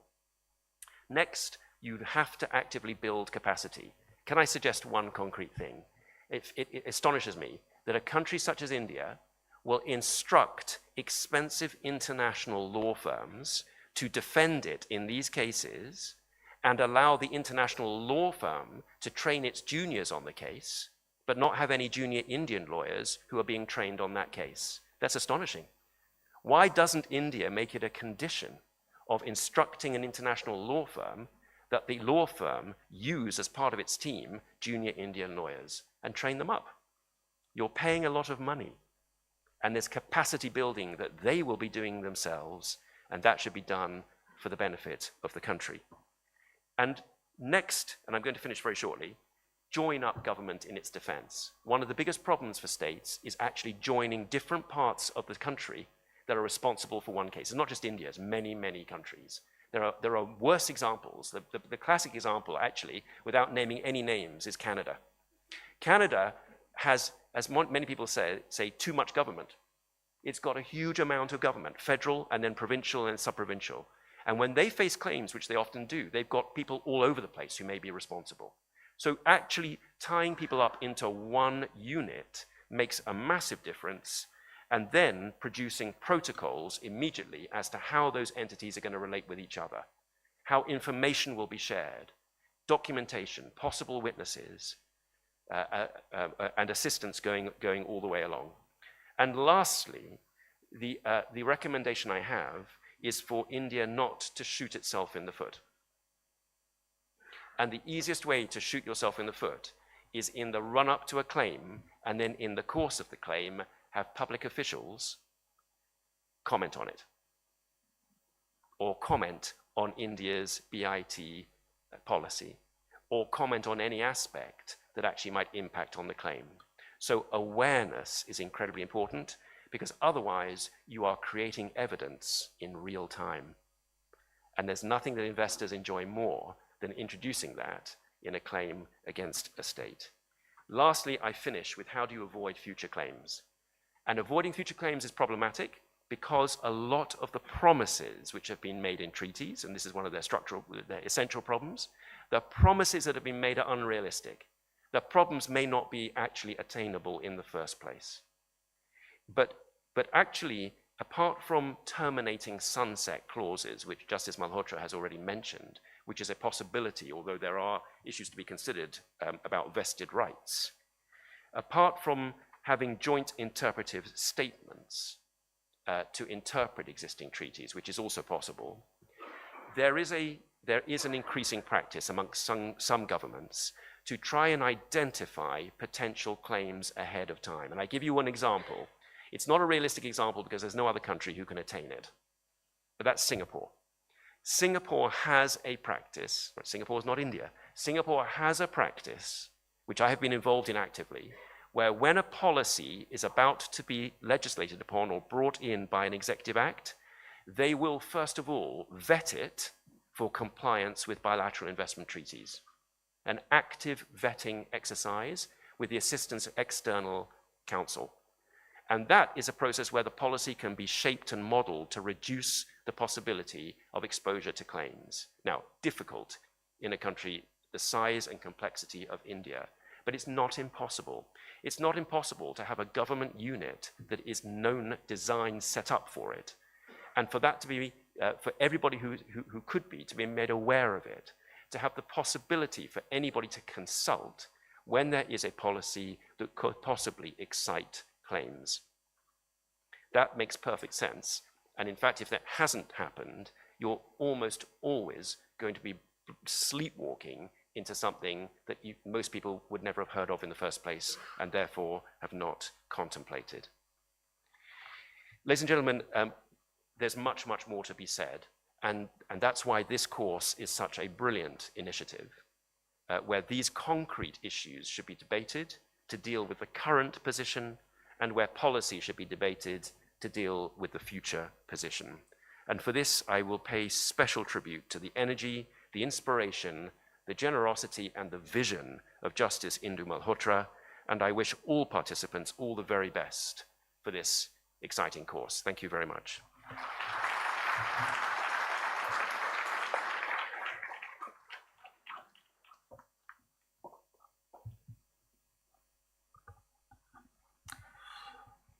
Thank you, Mr. Toby Landau, for that address. Thank you for highlighting the concerns and the path forward. Our next speaker, Mr. V.K. Raja, is currently a Vice President at the International Court of Arbitration. He has chaired and served as an arbitrator in numerous high-profile complex commercial arbitration and investor-state disputes. He's also served as a Judge of Appeal of the Singapore Supreme Court and was also appointed as the Attorney General in 2017. A senior counsel and a chairperson of the endowment, please welcome Mr. V.K. Raja.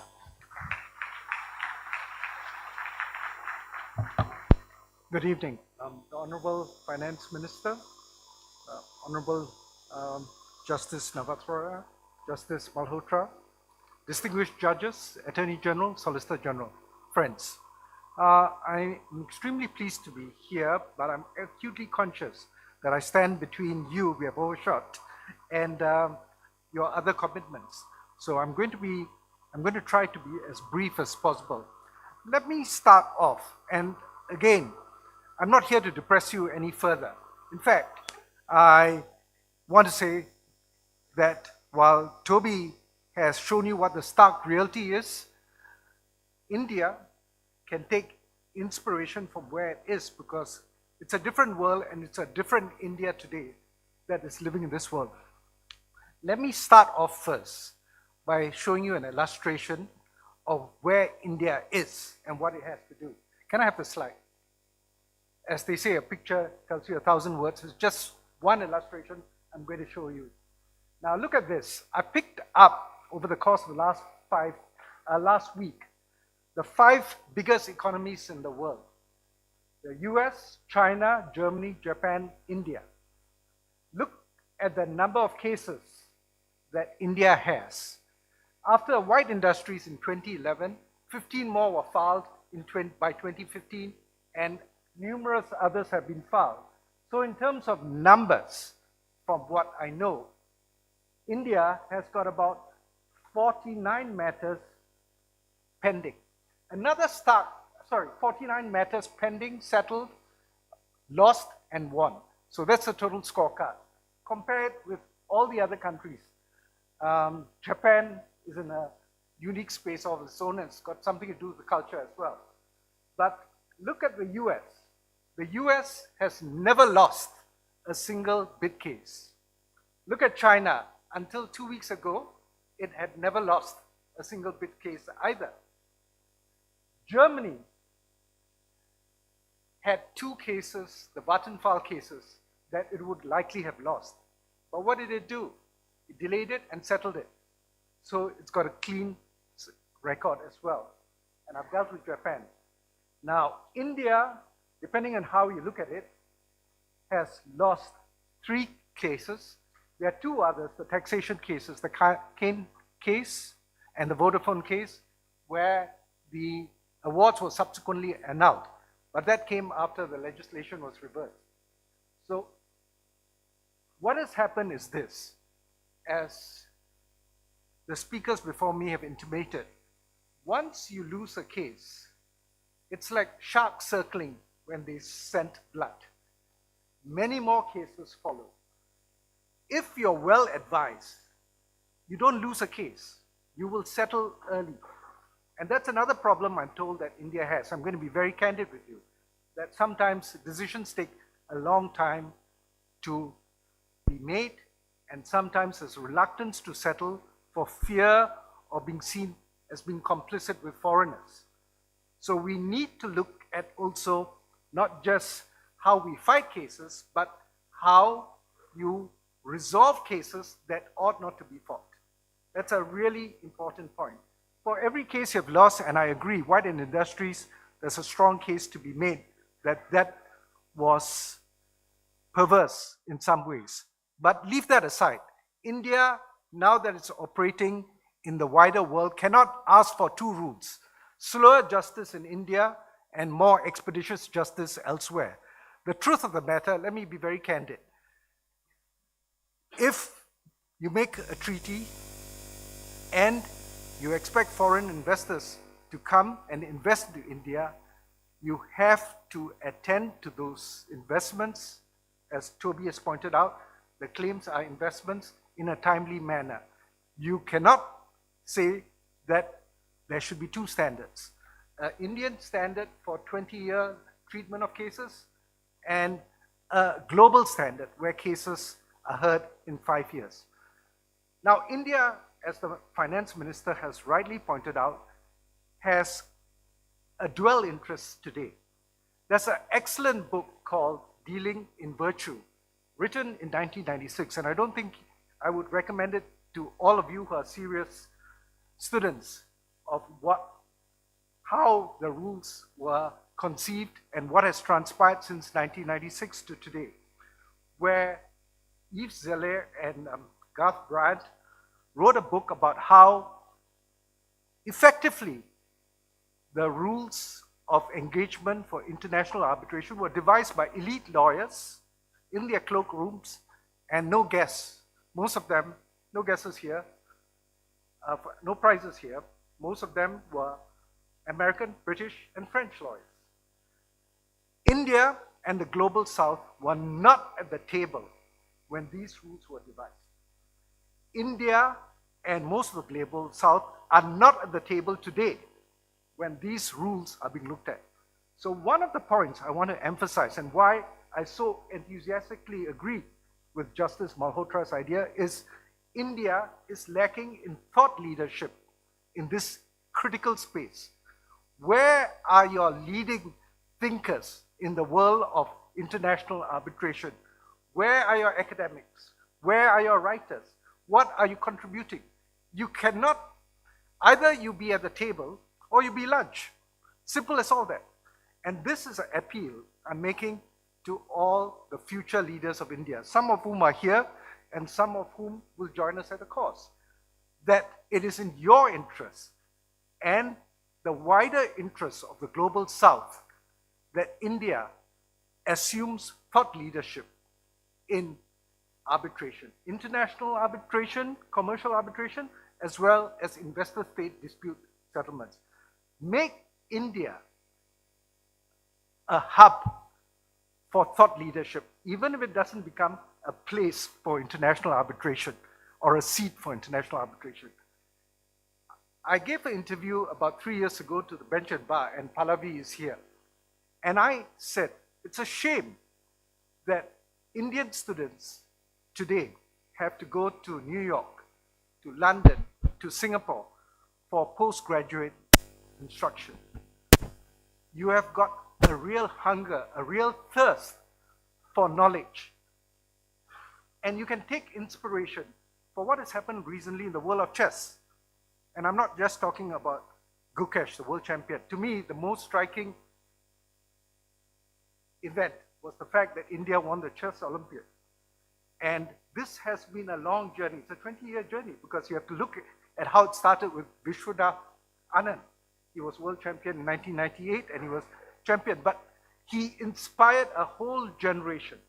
And today, this is what you have to do. You have to light a fuse. So, as I see it, this course, this effort, this teamwork you've shown in putting together this course could be an inflection point. The challenge is continuity, innovation, and improvement. It can't stop here. It can't be a one-off. How do you then innovate and make this something unique, special? Let me give you some examples. Negotiating bids, negotiating treaties is a unique skill. Now, some of it you can grow organically, but the best way of taking a quantum leap is by learning what others are doing and then improving and coming up with your own unique positions. You should be sending some of your brightest young people to work in some of the international law departments of friendly countries. Send them for 6 months, send them for a year. Build a nucleus. In a year or two, organize a course in India, maybe the NLU or some other school, for drafting and make that a regular course where India also contributes to the global south and lifts its standard. Invite the best drafters in the world to come to India. They would love coming here to do and help build a culture of treaty negotiation. And in that process, you will have a say on how others draft treaties. You will influence others and not just let others set standards. You should be setting the standards. So that's one area. Second, lawyering. I completely agree with Toby. And Singapore is a bad example, but because it's small, it's easy to organize, and we had a head start in some of these areas. India has taken some time to come to the table and the realization that things can't go on as they have. You have to pull yourself together to work collectively. It can't be institutions and single ministries working in isolation.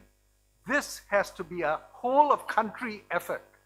And I'm serious. It's the judges, it's the public servants, it's the academics, and every other stakeholder, those in the private sector, who have to come together. We need to create unique, distinct Indian umbrella bodies to deal with these things.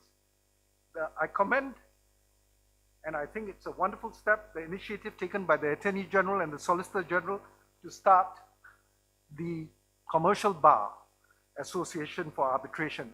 But that is just one small step. You need to create an ecosystem, a complete ecosystem, and you can't leave it to chance. Leaving it to nature, to be very frank, may take a few more decades. It is nature and nurture. And that's where I told the finance minister her support today is the support of the government. She speaks for India, and her presence today tells all of us here today that India is committed to changing this culture of being second best, is committed to this culture of letting others make the rules. India should not be a taker. It should be a maker. And I think that is where you have to really focus your efforts. And the future is in the younger people. I've met some astonishing lawyers in their late 30s, early 40s, some of whom I've sat in arbitration and interacted in other different ways. So you have got an enormous pool of talent. The arbitration bar in India is attracting some of the best minds. Why? Because it offers mobility, it offers good compensation, and most of all, the work is interesting. And we should create within India opportunities for those who may not have the income and the means to go abroad to actually get that knowledge organically. So I'm not going to go much further. I will be speaking more next week to the participants. But I want to say this, that it has taken a long time to come to where we are today, but I was also pleasantly surprised to learn there are two major events taking place in the arbitral world today. For this, we need to thank Justice Indu Malhotra, and I hope you'll join me in applauding her for the effort she's put in.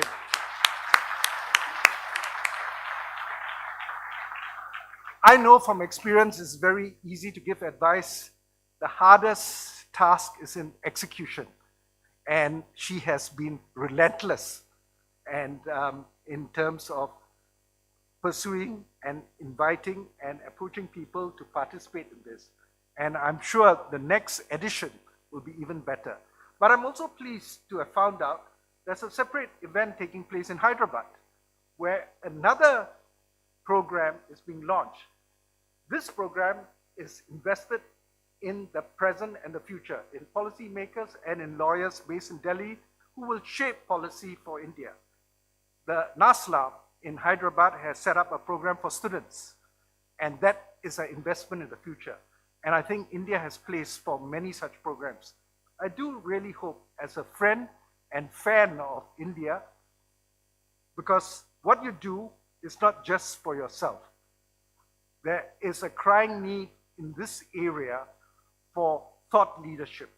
And that is what some something India can offer. If you look at how well you've done in so many other fields, it's because, to be very candid, the best minds have been inward looking. The best minds in the private sector in India, in law, have been so richly rewarded that many of them don't look outside for work. But it's different with the younger generation. And they must be given the opportunities, they must be given the platform to represent India on international platforms. Take, for example, the IBA, and the senior chair of the IBA, Chen Pao, is here today. Indians are underrepresented. But worst of all, there's a quota. There's an Asian quota in the IBA for the number of Asian reps in different committees. There are quotas in many international organizations, which no longer make sense. You need to work with others to change these rules. So I leave on this note. I see this course as just the beginning. It's going to be a journey full of twists and turns, but if we all work collectively together with the leadership that is being shown by those on the platform, I think if we were to come back in 20 years' time, this would be a very different discussion we're having. And last but not least, I wouldn't be too depressed about what Toby has said. Yeah, a lot of it doesn't make sense. And I can tell you why it doesn't make sense. Look at who made the rules. Some of you may be aware that in 2018, civil lawyers attempted to change some of the rules of arbitration by creating the Prague rules. But naturally, it got shot down by most of the lawyers in the large law firms and common law lawyers as making no sense. The Prague rules were meant to save costs, cut out discovery, and in my view, do many other sensible things. But there are too many people with vested interests who want to keep the system as it is. And this is where you can make a difference. Thank you very much.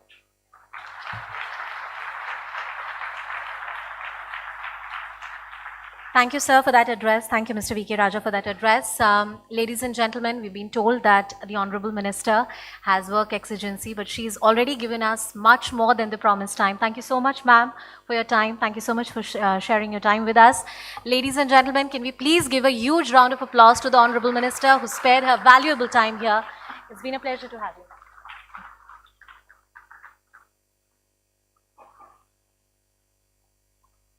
I request you all to please be seated while the minister walks out. It's a security protocol, so I request you all to please be seated.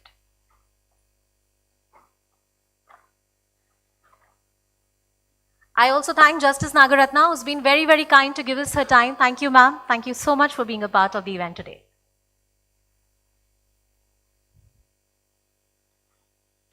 I now invite Professor G.S. Bajpai, who's the Vice Chancellor of the National Law University, Delhi, for a vote of thanks.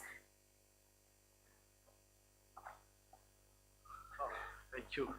I'll be very brief and we'll finish in next 5 minutes. So, respected chief guest now, Srimati Nirmala Sitharaman ji, who has graced this occasion for her gracious presence today.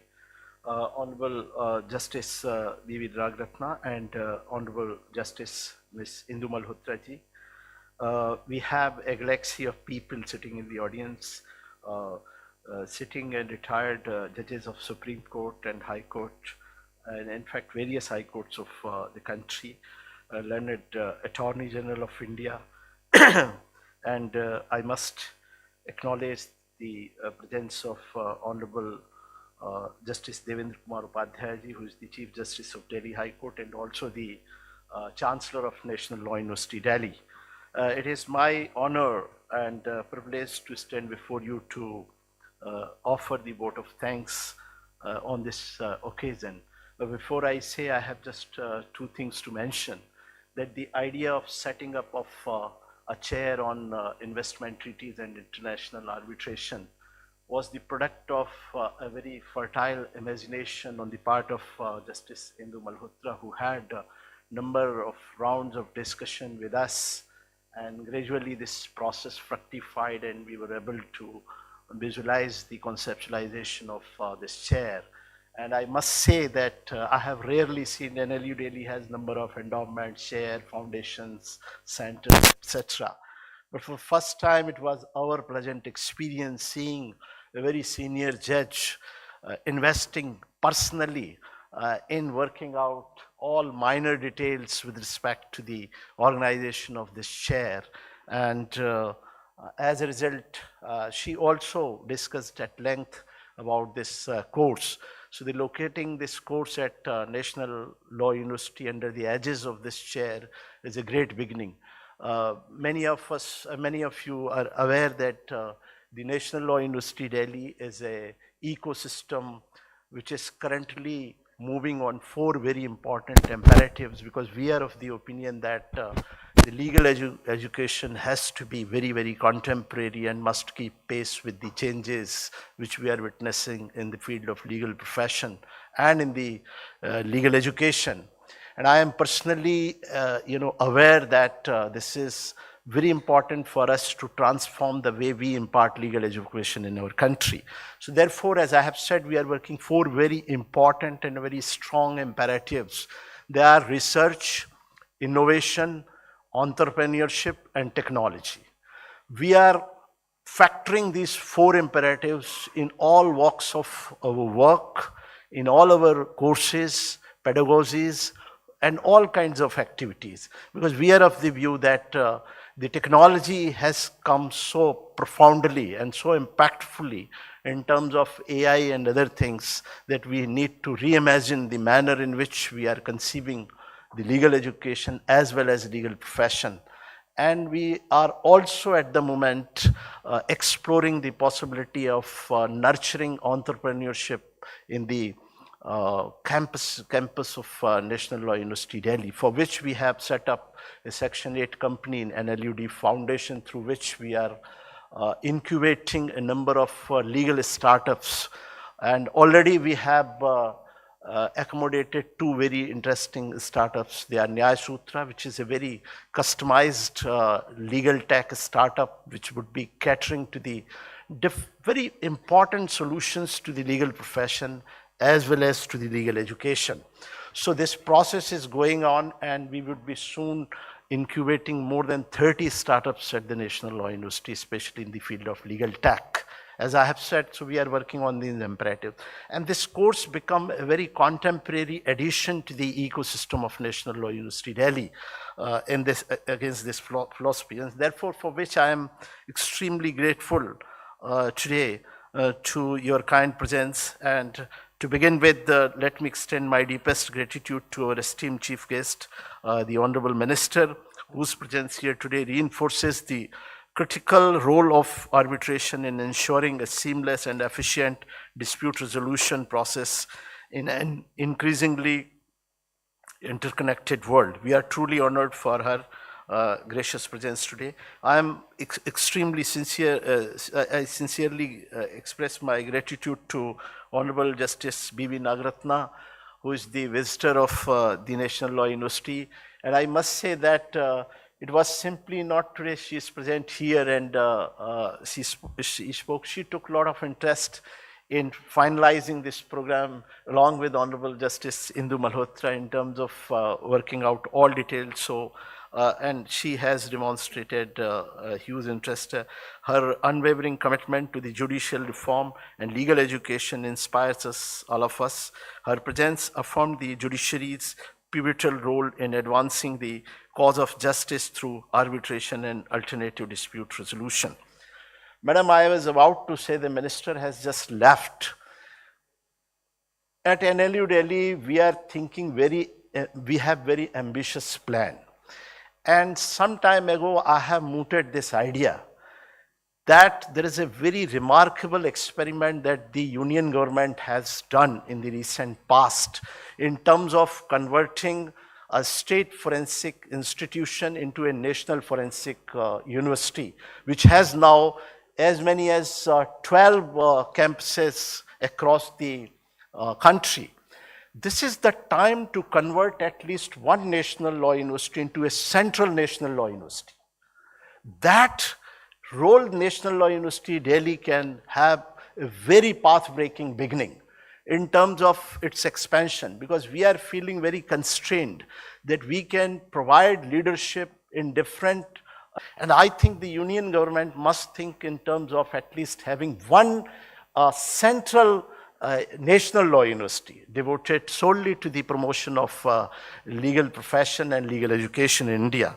But that task may take some time to fructify. Let me come to express my gratitude to Honorable Justice Indu Malhotra, whose dedication and vision have played a very instrumental role in making this course a reality.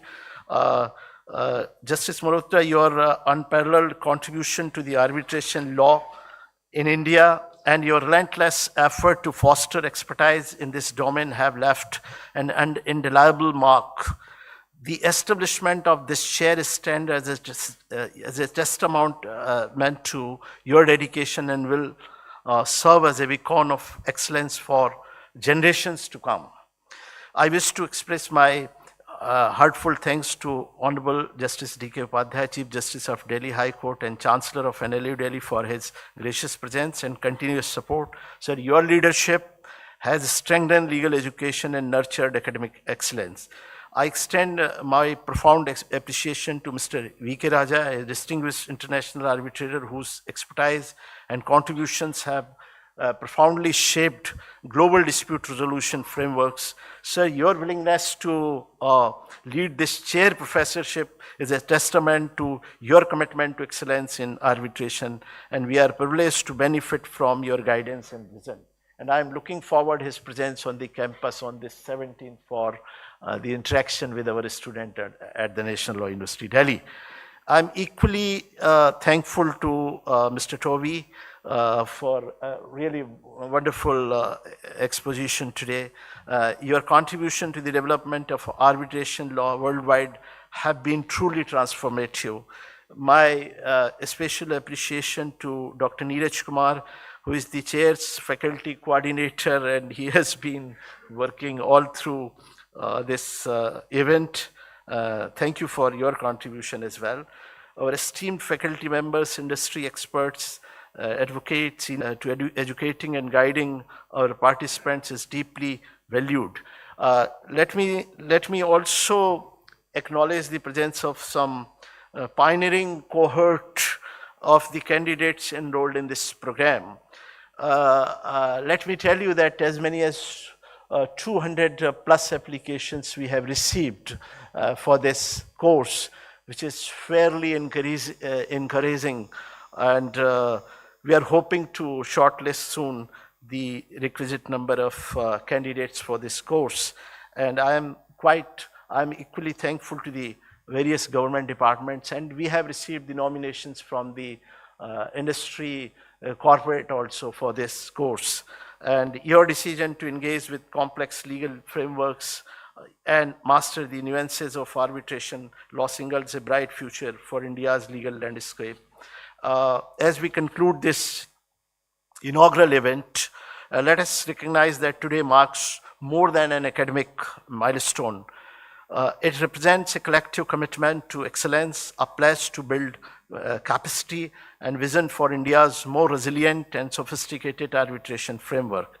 Through education, research, and collaboration, we are taking definitive strides towards ensuring India remains at the forefront of global arbitration and dispute resolution.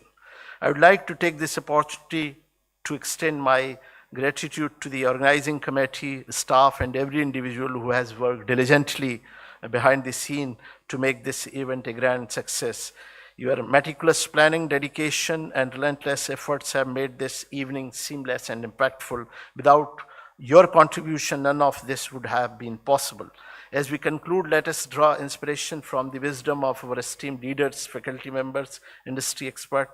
Let this moment mark the beginning of a new era, one that cultivates skilled arbitrators, fortifies India's dispute resolution mechanisms, and cements our nation's standing as a global hub for arbitration.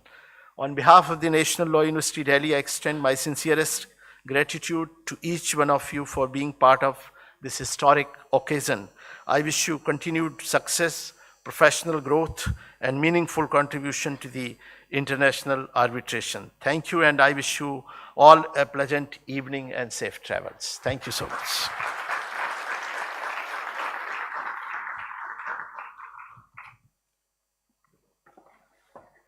Thank you everyone for being a wonderful audience. Can we have a huge round of applause for all of you for being so patient, kind, and sharing your time with us once again.